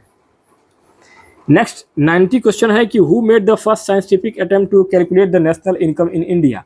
भारत में राष्ट्रीय आय नेशनल इनकम की गणना का पहला वैज्ञानिक प्रयास किसने किया था? तो ये किया था आपका बी.के.आर.बी. राव। देखिए, अगर प्रश्न में पूछे कि भारत में राष्ट्रीय आय की गणना का पहला प्रयास किसने किया था तो उत्तर होगा आपका दादा भाई नौरोजी जो कि 1867-68 में पहली बार गणना की थी और प्रति व्यक्ति आय 20 रुपये बताए थे। लेकिन प्रश्न में लिखा है कि पहला वैज्ञानिक प्रयास, फर्स्ट साइंटिफिक अटेम्प्ट किसने किया था? तो ये किया था डॉक्टर BK राव 1931-32 में, क्योंकि इन्होंने प्रॉपर अकाउंटिंग और सांख्यिकी स्टैटिस्टिक्स का इस्तेमाल किया था। आगे 91 कराए कि operation flood is related to the growth of which production in India. Operation flood का संबंध भारत में किस उत्पादन की वृद्धि से है? तो इसका संबंध है आपका दुग्ध उत्पादन श्वेत क्रांति से, मिल्क प्रोडक्शन व्हाइट रेवोल्यूशन। 1970 में भारत को दूध उत्पादन में आत्मनिर्भर बनाने के लिए राष्ट्रीय डेयरी विकास बोर्ड ने ऑपरेशन फ्लड चलाया था। इसी को हम श्वेत क्रांति कहते हैं। यहाँ पे नाम में फ्लड यानी कि बाढ़ शब्द देखकर कई बच्चे ऑप्शन में बाढ़ नियंत्रण पर टिक कर देते हैं। याद रखना है, यहाँ फ्लड का मतलब देश में दूध की नदियां बहाना था, न कि बाढ़ आना। ठीक है। 92 है which is the longest canal system in Uttar Pradesh. Uttar Pradesh की सबसे लंबी नहर कैनल प्रणाली कौन सी है? यह है आपका शारदा नहर। ऑप्शन नंबर सी करेक्ट हो जाएगा। शारदा नहर उत्तर प्रदेश यूपी की सबसे लंबी नहर प्रणाली है। इसकी कुल लंबाई जो है, इसकी सभी शाखाओं को मिलाकर लगभग 12,368 किलोमीटर है। और यह नहर भारत नेपाल सीमा पर बनबसा नामक स्थान से शारदा नदी से निकाली गई है। और यह यूपी के बहुत बड़े कृषि क्षेत्र, विशेष करके रुहेलखंड और अवध क्षेत्र की सिंचाई करती है। 93 कह रहा है कि Charkula is a major folk dance, it is related to which region of Uttar Pradesh. Charkula प्रमुख लोक नृत्य है, इसका संबंध उत्तर प्रदेश के किस क्षेत्र से है? तो इसका संबंध है Braj Bhoomi. Option number B. Charkula Uttar Pradesh के ब्रज क्षेत्र मथुरा वृंदावन का एक बहुत ही प्रसिद्ध और कठिन लोक नृत्य है। इस नृत्य में महिलाएं अपने सिर पर लकड़ी का एक बहुमंजिला पिरामिड, जैसे चरकुला कहते हैं, इसको रखती हैं। और इस पिरामिड में 108 तेल के दीपक जल रहे होते हैं और इसे सिर पर बैलेंस करते हुए भगवान कृष्ण के भजनों पर डांस किया जाता है। इसी को बोलते हैं चरकुला। 94 करा कि according to the 2011 census which is the most populous district of Uttar Pradesh. 2011 की जनगणना के अनुसार उत्तर प्रदेश का सर्वाधिक जनसंख्या वाला जिला कौन सा था? तो ये था आपका 2011 की जनगणना का प्रयागराज, इलाहाबाद। 2011 के आधिकारिक जनगणना आंकड़ों के अनुसार उत्तर प्रदेश में सबसे अधिक जनसंख्या वाला जिला प्रयागराज, इलाहाबाद था। यहाँ की जनसंख्या लगभग 59 लाख लोग थे इलाहाबाद में 2011 में। 95 करा कि according to the national curriculum framework NCF 2005 what should be the role of a teacher. राष्ट्रीय पाठ्यचर्या की रूपरेखा 2005 के अनुसार एक शिक्षक की भूमिका कैसी होनी चाहिए? तो शिक्षक की भूमिका फैसिलिटेटर, सुविधादाता के रूप में होनी चाहिए।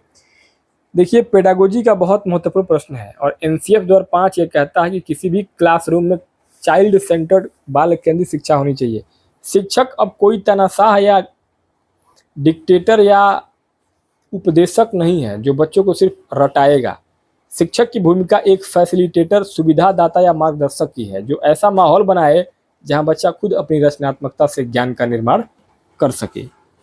96 कह रहा है कि the right of education RTE 2009 provides for free and compulsory education for children up to how many years.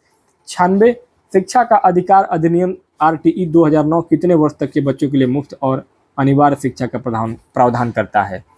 तो यहाँ आपका 6 to 14 ईयर, 6 से 14 वर्ष के बच्चों को RTE एक्ट 2009, जिसे अनुच्छेद 21A के तहत लागू किया गया था, यह गारंटी देता है कि भारत में 6 से 14 साल के बच्चों को, हर सामान्य बच्चे को कक्षा 1 से 8 तक की शिक्षा मुफ्त मिलेगी।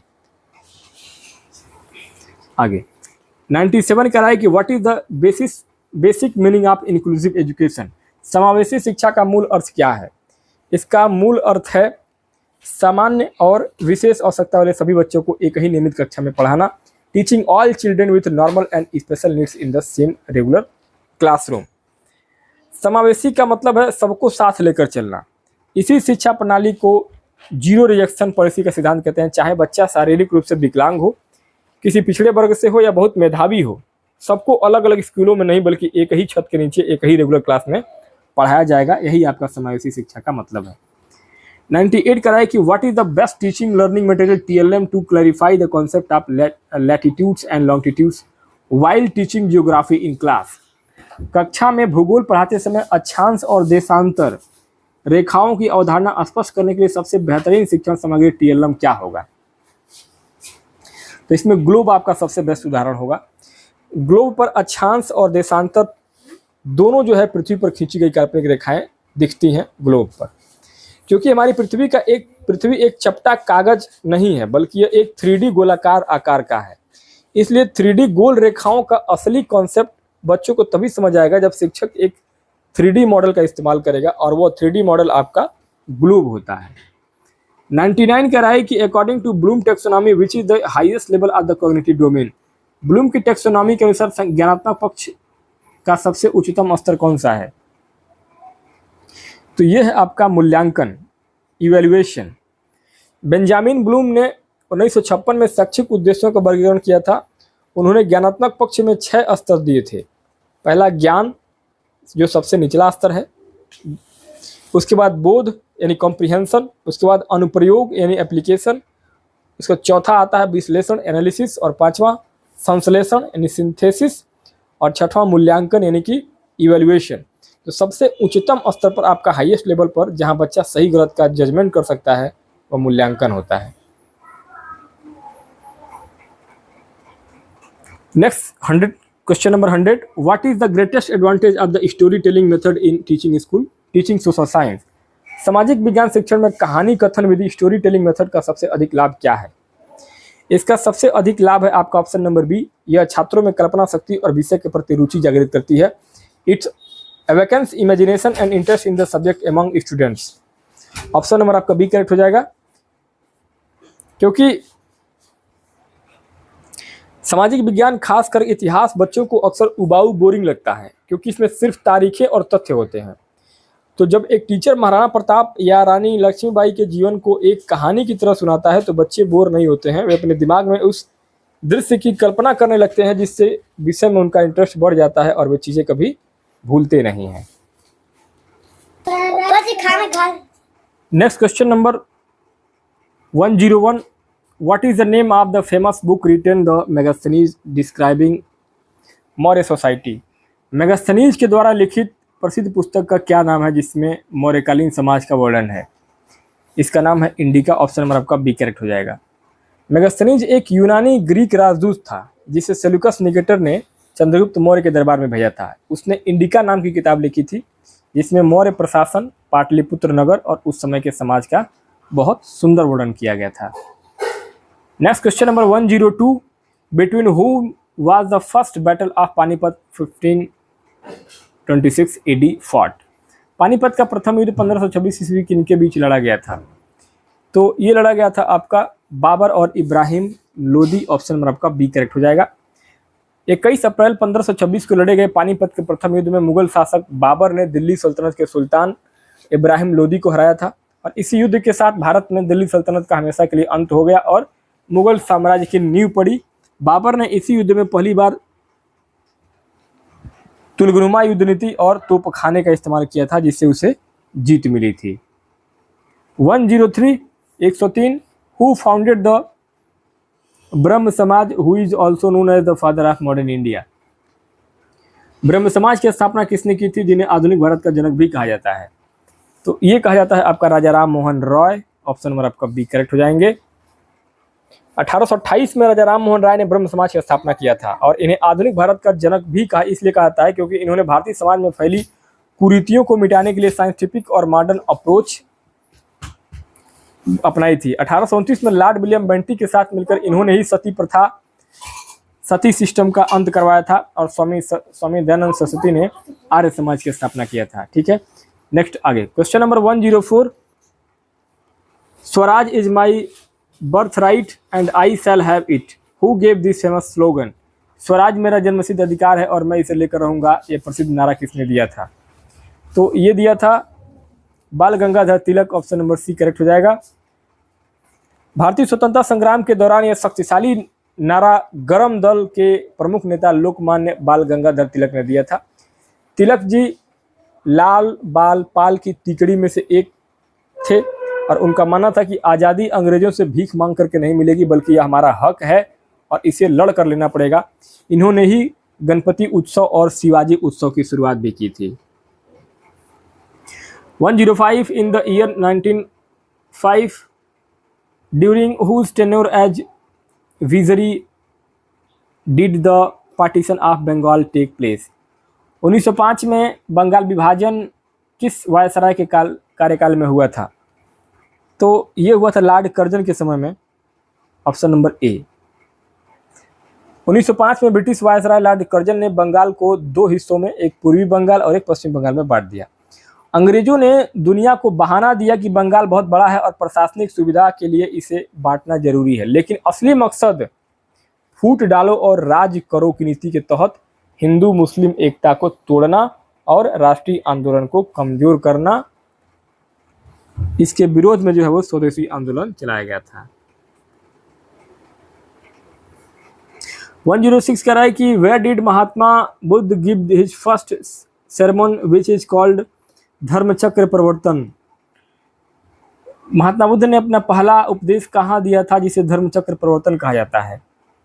तो ये दिया था सारनाथ में, ऑप्शन नंबर आपका डी करेक्ट हो जाएगा, सारनाथ। देखिए, बोध गया में ज्ञान प्राप्ति के बाद महात्मा बुद्ध ने अपना पहला उपदेश उत्तर प्रदेश के वाराणसी के पास सारनाथ में अपने 5 शिष्यों को दिया था।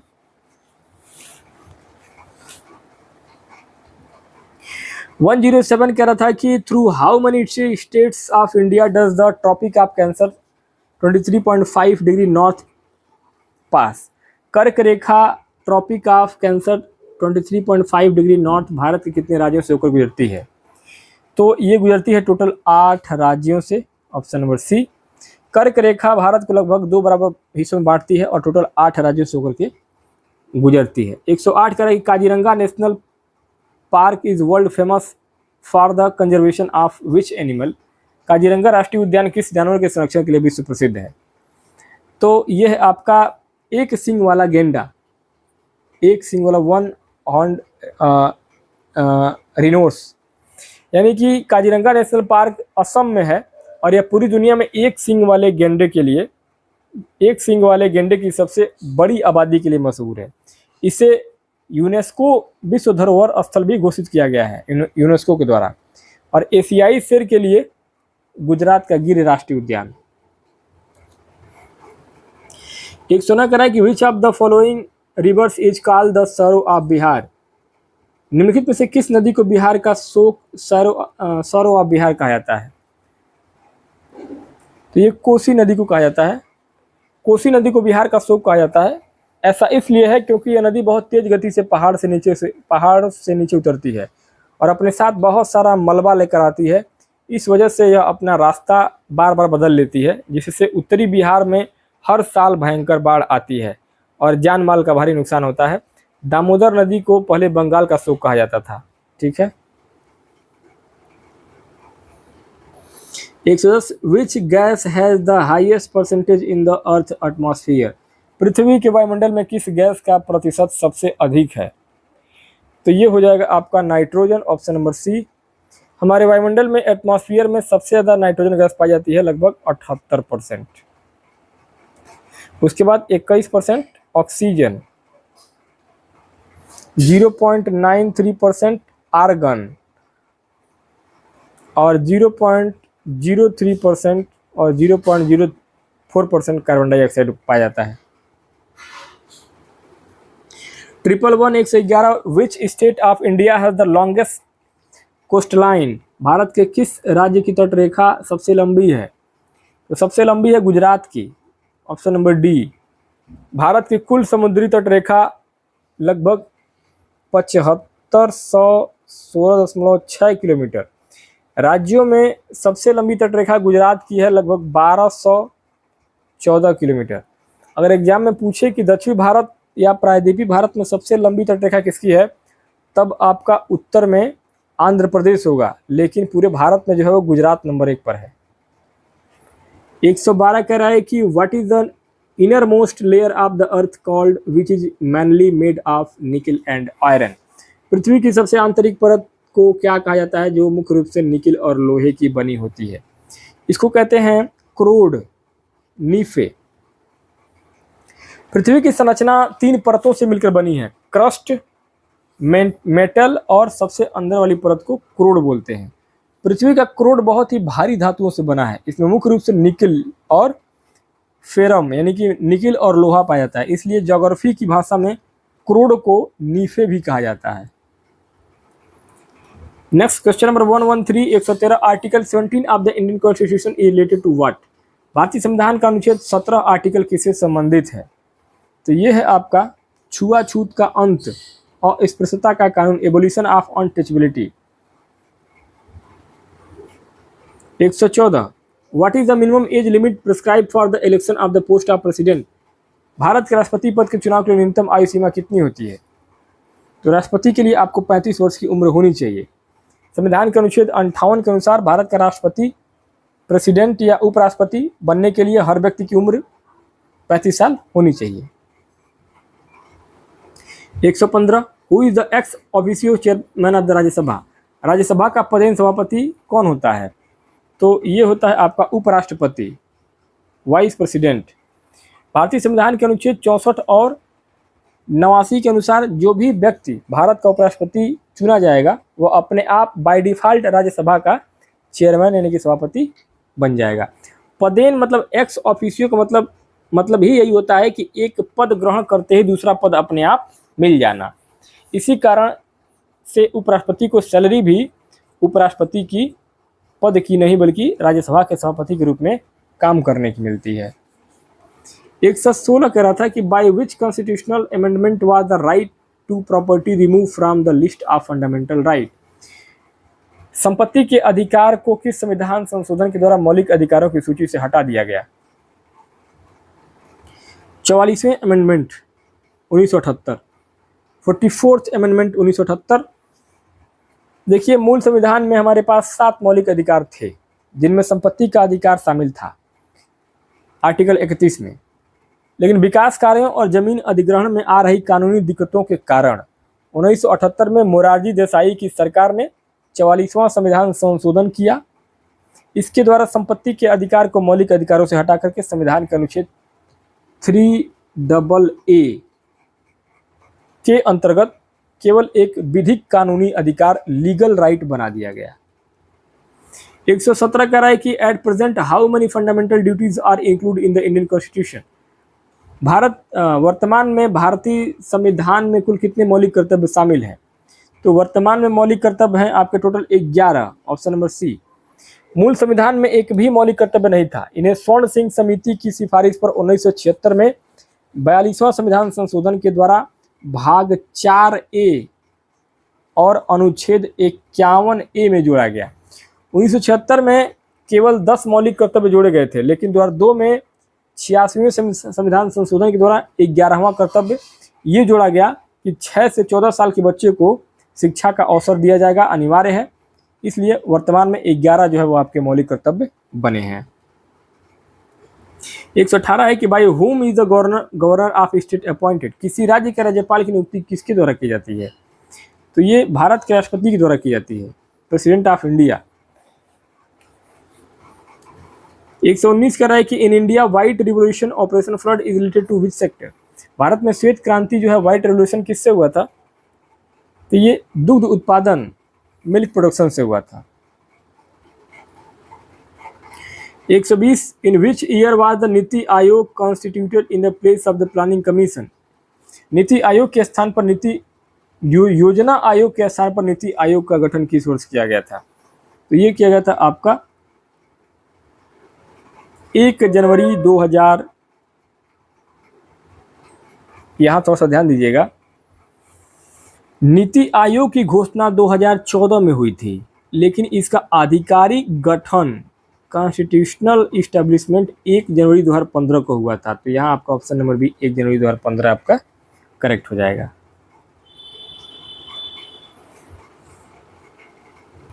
नेक्स्ट क्वेश्चन नंबर 121 कह रहा है कि consider the following statement regarding Indus Valley Civilisation sites. First आपका Dholavira city was divided into 3 parts. Second, evidence of a dockyard has been found at Lothal. Which of the above statement is correct? Sindhu घाटी सभ्यता के स्थलों के संदर्भ में लिखित कथनों पर विचार करिए। पहला है धौलावीरा नगर 3 भागों में विभाजित था। दूसरा, लोथल में डॉकयार्ड गोदीबाड़ा के साक्ष्य मिले थे। उपयुक्त में से कौन सा कथन सही है? सही कथन हो जाएगा आपका ऑप्शन नंबर इसमें बी, सॉरी सी, 1 और 2 दोनों, सी बोथ 1 and 2, क्योंकि सिंधु घाटी सभ्यता के ज्यादातर नगर केवल 2 हिस्सों में बटे थे, पश्चिमी दुर्ग और निचला नगर। लेकिन धौलावीरा जो गुजरात एकमात्र ऐसा शहर था जो 3 भागों में, दुर्ग, मध्यम नगर और निचला नगर, 3 भागों में बटा हुआ था।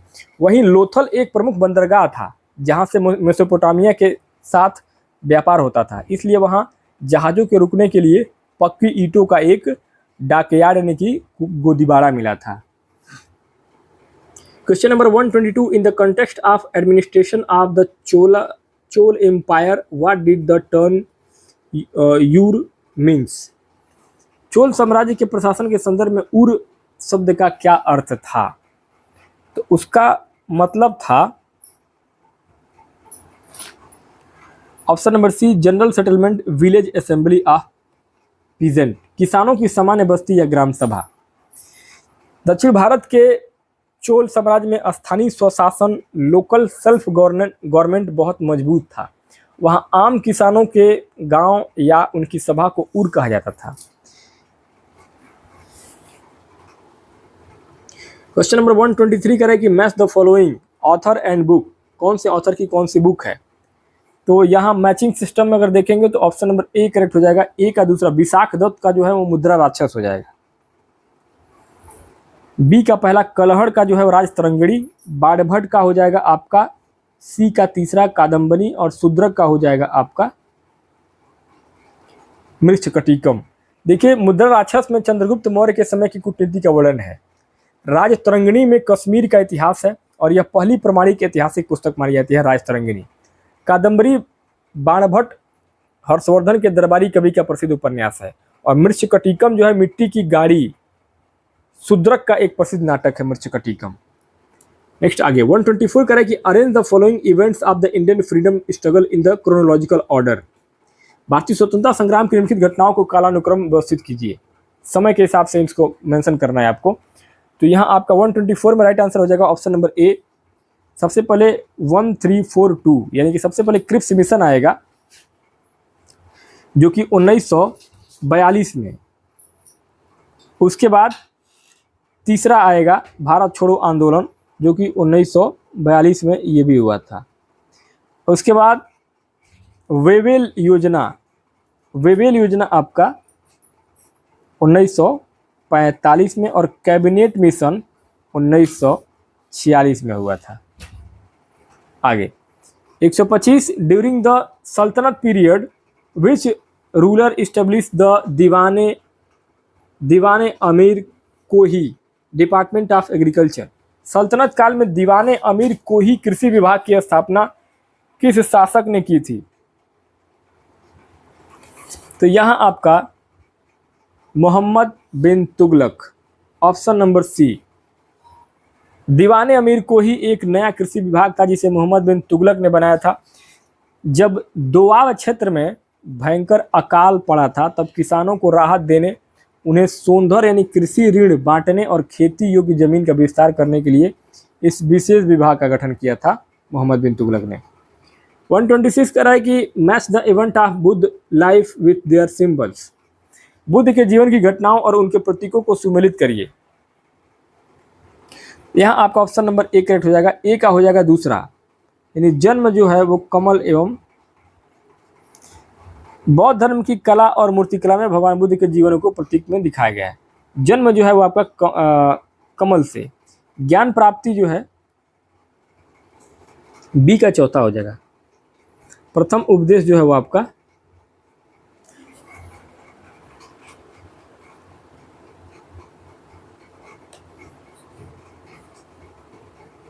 प्रथम उपदेश बोधि चक्र से हुआ था ना।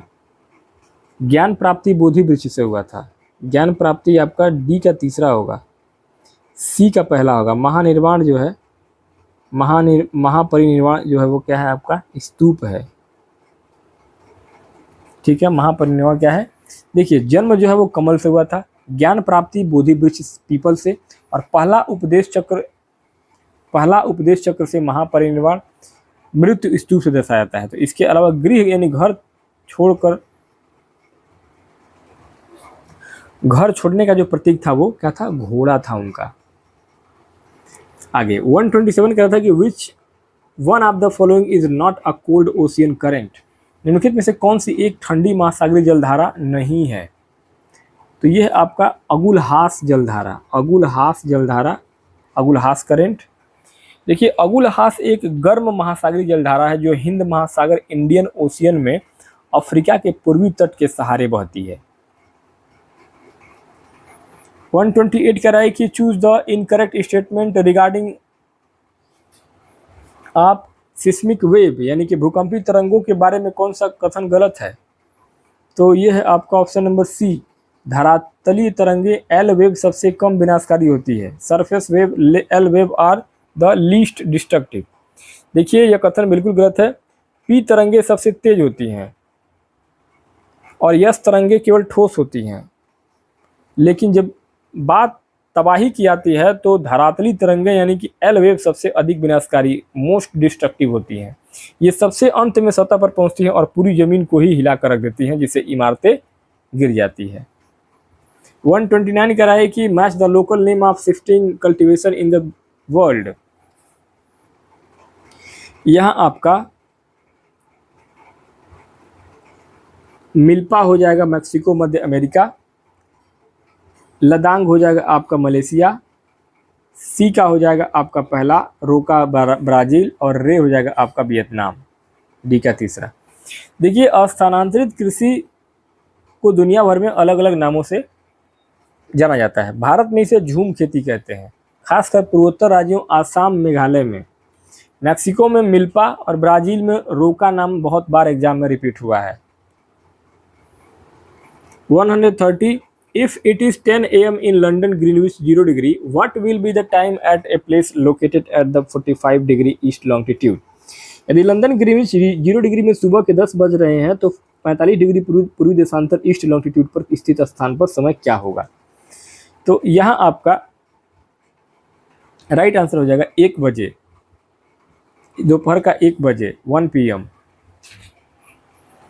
क्योंकि आप जानते हैं कि 1 डिग्री घूमने में 4 मिनट का समय लगता है। तो 45 में हम 45 × 4 करेंगे तो 180 मिनट होगा, यानी कि 180 मिनट मतलब कि आपका 3 घंटा।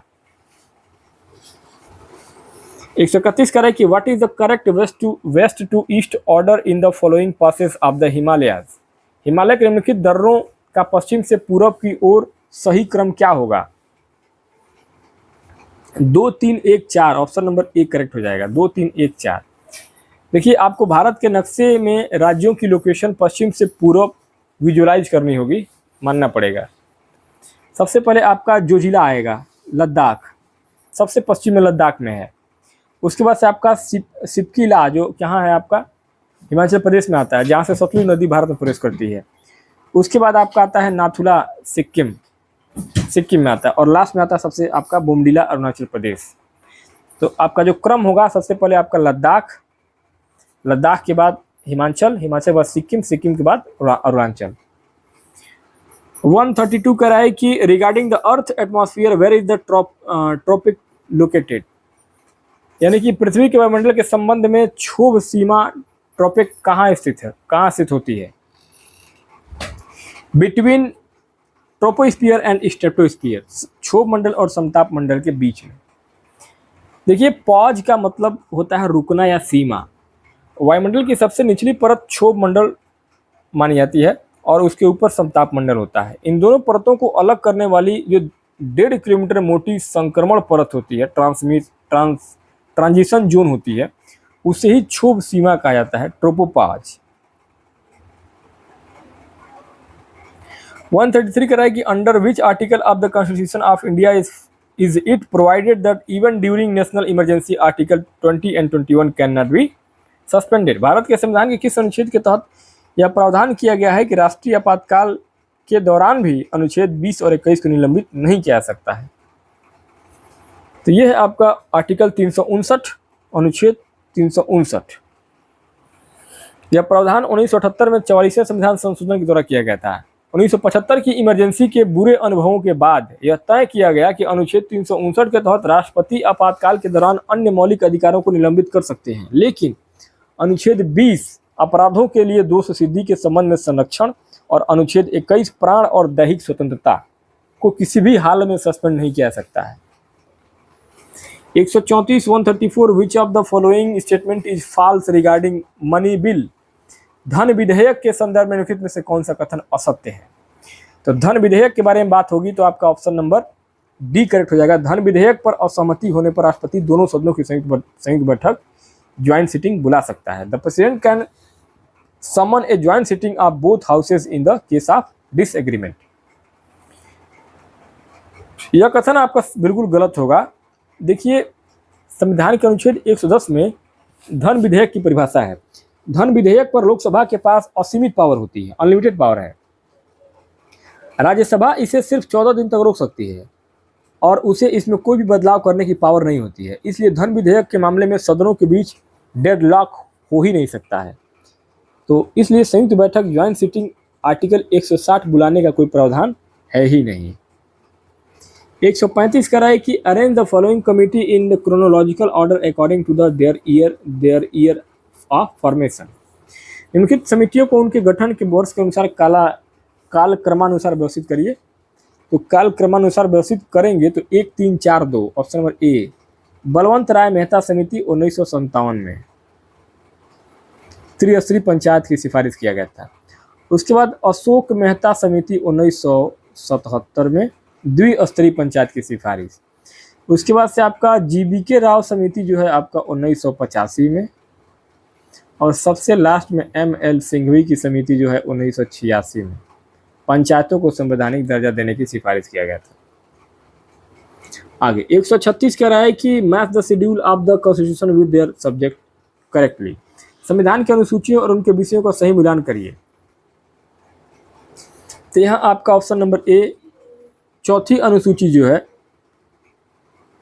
में तय किया गया कि राज्यों से कितने सांसद जाएंगे राज्यसभा में सीटें। बी का पहला 8वीं अनुसूची जो है भाषा के लिए है। 10वीं अनुसूची जो है दल बदल विरोधी के लिए, और 11वीं अनुसूची पंचायती राज के लिए। देखिए, चौथी अनुसूची में तय किया गया कि किस राज्य में कितने सांसद राज्यसभा जाएंगे। 8वीं अनुसूची में 22 मान्यता प्राप्त भाषाएं थी। 10वीं अनुसूची 52वें संविधान संशोधन 1985 में दल बदल रोकने के लिए जोड़ी गई थी, और 11वीं है 73वें संविधान संशोधन 1992 से पंचायतों के लिए जोड़ी गई थी। 137 कह रहा है कि which is the largest committee of the Indian parliament. भारतीय संसद की सबसे बड़ी समिति, लार्जेस्ट कमिटी कौन सी है? तो यह है आपका एस्टिमेटेड कमेटी, ऑप्शन नंबर आपका बी, प्राक्कलन समिति। प्राक्कलन समिति संसद की सबसे बड़ी वित्तीय समिति है। इस समिति में कुल 30 सदस्य होते हैं, और सबसे खास बात यह है कि ये सभी 30 सदस्य केवल लोकसभा से चुने जाते हैं। राज्यसभा का कोई सदस्य इसमें शामिल नहीं होता है। जबकि लोक लेखा समिति PAC में केवल 22 सदस्य होते हैं, जिसमें 15 सदस्य लोकसभा के और 7 जो सदस्य हैं वो राज्यसभा के होते हैं। आगे 138 कह रहा है कि assertion A, the president of India can not approach the court to enforce the direct principle of state policy. Reason directive principle are non justiciable. Bharat का राष्ट्रपति राज्य के नीति निर्देशक तत्वों को लागू करने के लिए न्यायालय नहीं जा सकता। कारण दे रहा है कि नीति निर्देशक तत्व न्यायवाद योग्य नहीं है। 138 में आपका ऑप्शन नंबर ए करेक्ट होगा। ए और आर दोनों सही है तथा आर ए की बिल्कुल सही व्याख्या कर रहा है। देखिए यहाँ पे DSPS मतलब क्या है? संविधान के भाग 4 में है। संविधान का अनुच्छेद 37 स्पष्ट रूप से कहता है कि ये तत्व देश के शासन में मूलभूत हैं, लेकिन ये किसी भी न्यायालय द्वारा परिवर्तनीय नहीं है। चूंकि ये न्यायवाद योग्य नहीं है, इसलिए कोई भी नागरिक, यहाँ तक कि स्वयं राष्ट्रपति भी सरकार को इन्हें लागू करने के लिए कोर्ट में घसीट नहीं सकता है। इसलिए कथन और कारण दोनों सत्य हैं और लॉजिक भी बिल्कुल सही है। 139 कह रहा है कि what is the unemployment found in the agriculture sector called where more people are employed than necessary and even if some are removed the production is not affected.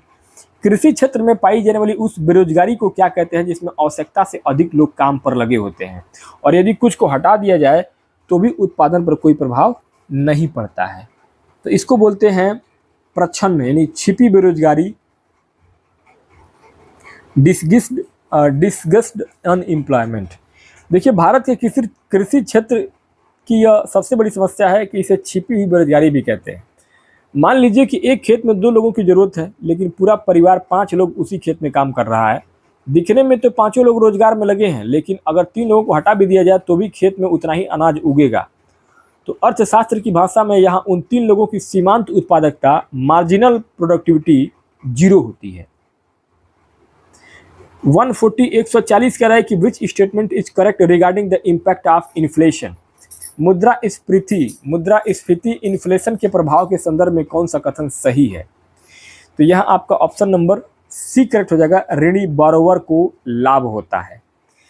जब अर्थव्यवस्था में लगातार महंगाई इन्फ्लेशन बढ़ती है तो पैसे की वैल्यू, क्रय शक्ति, परचेजिंग पावर कम हो जाती है। मान लीजिए किसी ने 5 साल पहले 1 लाख रुपए उधार लिए थे, 5 साल बाद महंगाई के कारण उस 1 लाख रुपए की औकात यानी कि वैल्यू आधी रह गई है। जब वह बारोवर यानी कि ऋणी वो 1 लाख रुपए वापस लौटाएगा तो बैंक या साहूकार को असल में नुकसान होगा और उधार लेने वाले को फायदा होगा, क्योंकि उसने ज़्यादा वैल्यू वाला पैसा लिया था और कम वैल्यू वाला पैसा वापस कर रहा है। इसलिए हमेशा जो लोन लेने वाला होता है वो बढ़ती हुई महंगाई के कारण फायदे में आता है। Next question number 141 the second 5-year plan 1956 से 61 was based on the model of which economics who emphasize heavy industries. द्वितीय पंचवर्षीय योजना 1956 से 61 किस अर्थशास्त्री के मॉडल पर आधारित था जिसने भारी उद्योगों पर जोर दिया? तो यहाँ आपका 141 में करेक्ट आंसर हो जाएगा option number B, PC Mahalanobis model. Bharat की दूसरी पंचवर्षीय योजना मशहूर सांख्यिकीवाद पीसी महालनोबिस के मॉडल पर आधारित था। इस योजना का मुख्य लक्ष्य देश में औद्योगिकरण को तेजी से बढ़ाना था। 142 कह रहा है कि which is the only district of Uttar Pradesh that share its border with 4 states Madhya Pradesh, Chhattisgarh, Jharkhand and Bihar. Uttar Pradesh का कौन सा एकमात्र जिला है जिसकी सीमा 4 राज्यों मध्य प्रदेश, छत्तीसगढ़, झारखंड और बिहार से लगती है? तो वह जिला है Sonbhadra, option number D. Sonbhadra Uttar Pradesh का सबसे दक्षिणी जिला है और यह पूरे भारत का एकमात्र ऐसा जिला है जिसकी सीमाएं 4 राज्यों को स्पर्श करती है। यानी कि एक ऐसा जिला है, एकमात्र ऐसा जिला है जो 4 राज्यों को टच करता है और ये उत्तर प्रदेश का सबसे दक्षिणी जिला है सोनभद्र। आगे 143 है कि identify the incorrectly match pair under the one district one product ODOP scheme of Uttar Pradesh. Uttar Pradesh की एक जिला एक उत्पाद योजना के तहत गलत सुमेलित युग्म की पहचान करिए। ऑप्शन नंबर डी करेक्ट होगा, मेरठ कालीन।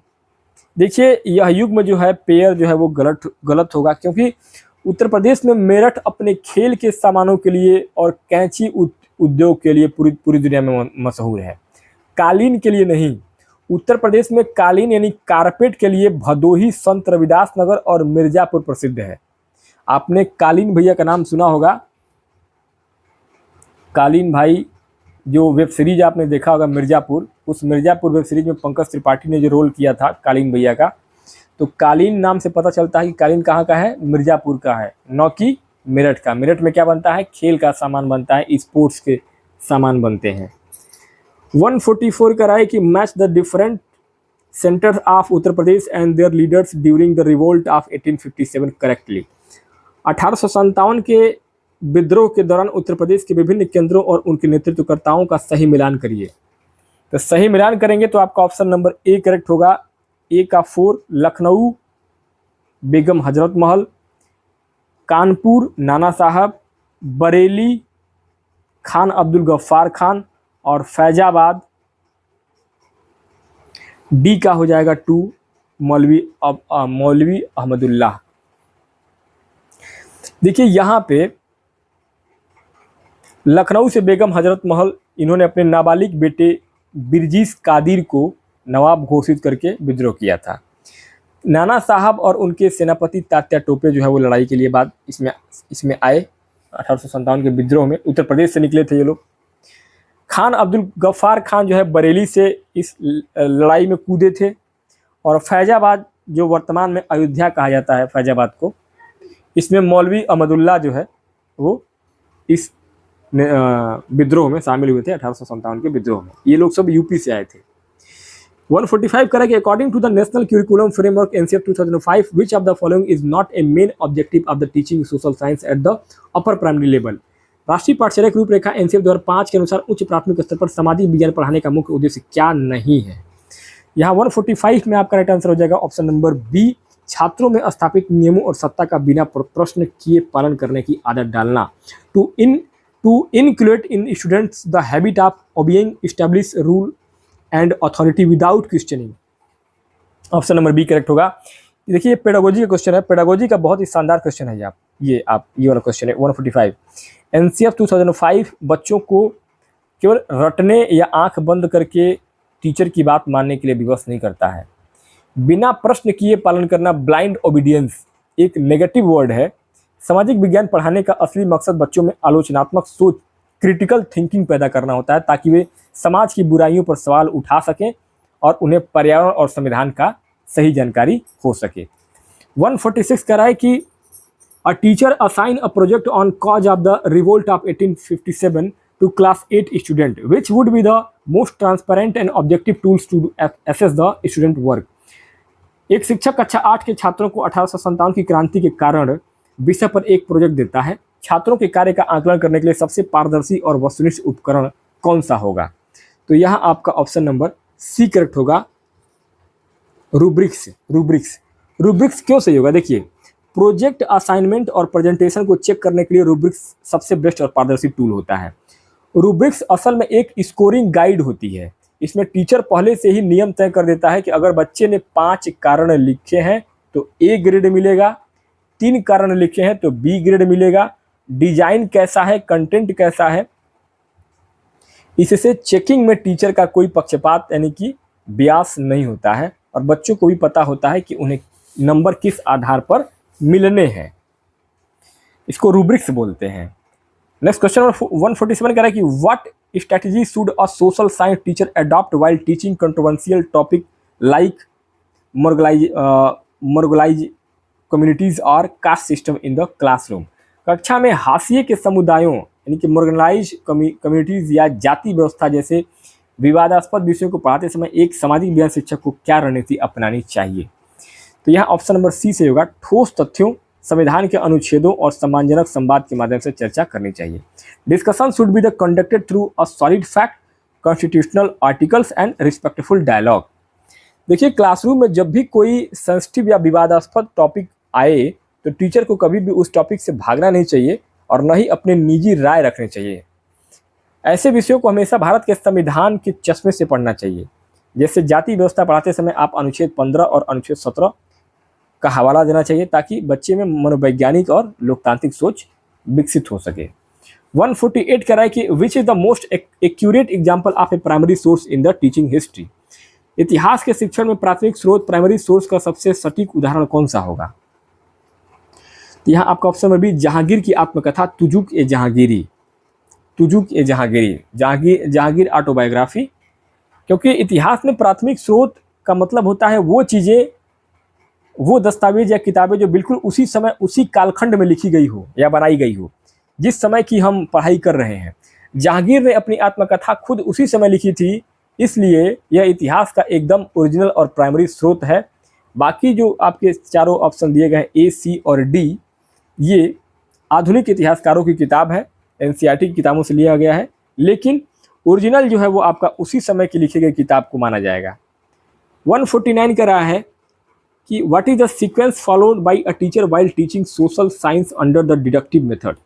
निगमनात्मक विधि डिडक्टिव मेथड के तहत सामाजिक विज्ञान पढ़ाते समय शिक्षक का क्रम क्या होता है? इसका क्रम होता है सामान्य नियम सिद्धांत से विशिष्ट उदाहरणों की ओर जाना, moving from general rules principle to specific examples. देखिए शिक्षण में 2 बहुत ही फेमस विधियां होती हैं, एक आगमनात्मक जिसको बोलते हैं इंडक्टिव मेथड और एक होता है निगमनात्मक यानी कि डिडक्टिव मेथड। इसे कभी ना भूलने की ट्रिक याद रखिए, निगमन की शुरुआत नी से होती है और नियम की शुरुआत भी नी से होती है। यानी निगमनात्मक विधि में टीचर पहले नियम या सिद्धांत बताता है और फिर उदाहरण देता है। इसके ठीक उल्टा आगमनात्मक विधि में पहले उदाहरण आते हैं फिर नियम बताया जाता है। तो ये आपको ध्यान में रखना है। आगे 150 नंबर पे आखिरी क्वेश्चन होगा इस वीडियो में। What would a social science teacher following the constructivist approach do in the classroom? कक्षा में रचनावादी दृष्टिकोण कंस्ट्रक्टिव अप्रोच का पालन करने वाला सामाजिक विज्ञान का शिक्षक क्या करेगा? यहाँ आपका ऑप्शन नंबर सी सही होगा। वह छात्रों को उनके पूर्व ज्ञान के आधार पर नए ज्ञान का निर्माण करने के लिए समूह चर्चा और गतिविधियों में संलग्न करेगा। Engage student in group discussion and activity to construct new knowledge based on their prior knowledge. यहाँ पे रचनावाद, कंस्ट्रक्टिविज्म जीन पियाजे और वाइगोत्स्की जैसे महान मनोवैज्ञानिकों की देन है। रचनावाद यह मानता है कि बच्चा कोई खाली घड़ा यानी एम्प्टी वेजल्स नहीं है जिसमें टीचर ज्ञान भरेगा, बल्कि बच्चे के पास पहले से कुछ ज्ञान प्रायर नॉलेज होता है। एक अच्छा टीचर बच्चों को एक्टिविटी, ग्रुप डिस्कशन और प्रोजेक्ट्स में इन्वॉल्व करता है ताकि बच्चे अपने पुराने ज्ञान को नए ज्ञान से जोड़कर खुद अपने ज्ञान का निर्माण कर सकें। तो यहाँ पे आपका ऑप्शन नंबर सी जो है वो आपका करेक्ट हो जाएगा। तो दोस्तों, इस प्रकार से इस वीडियो में हम लोगों ने एसएसटी सोशल साइंस सामाजिक अध्ययन पेपर 2 जूनियर लेवल की जो परीक्षा आप लोगों की होने वाली है 2, 3 और 4 जुलाई को यूपी टेट की, उस परीक्षा के लिए 150 क्वेश्चन का ताबड़तोड़ लगातार हमने जो है एसएसटी का ये मैराथन क्लास कराया है। इस 150 क्वेश्चन को अगर आप देख लेंगे तो उम्मीद के साथ मैं कह सकता हूँ कि 25 से 30 क्वेश्चन आपको जो है यूपी टेट के पेपर में जरूर मिलेगा दोस्तों। तो इस वीडियो में हमने पूरा प्रयास किया है आपको टॉप कराने का। बाकी वीडियो कैसा लगा है मुझे कमेंट बॉक्स में जरूर बताइएगा। बाकी ऐसे ही मैराथन क्लास के लिए आप हमारे चैनल को सब्सक्राइब करिए। मिलते हैं नेक्स्ट सब्जेक्ट के नेक्स्ट मैराथन क्लास में, तब तक के लिए बहुत बहुत धन्यवाद।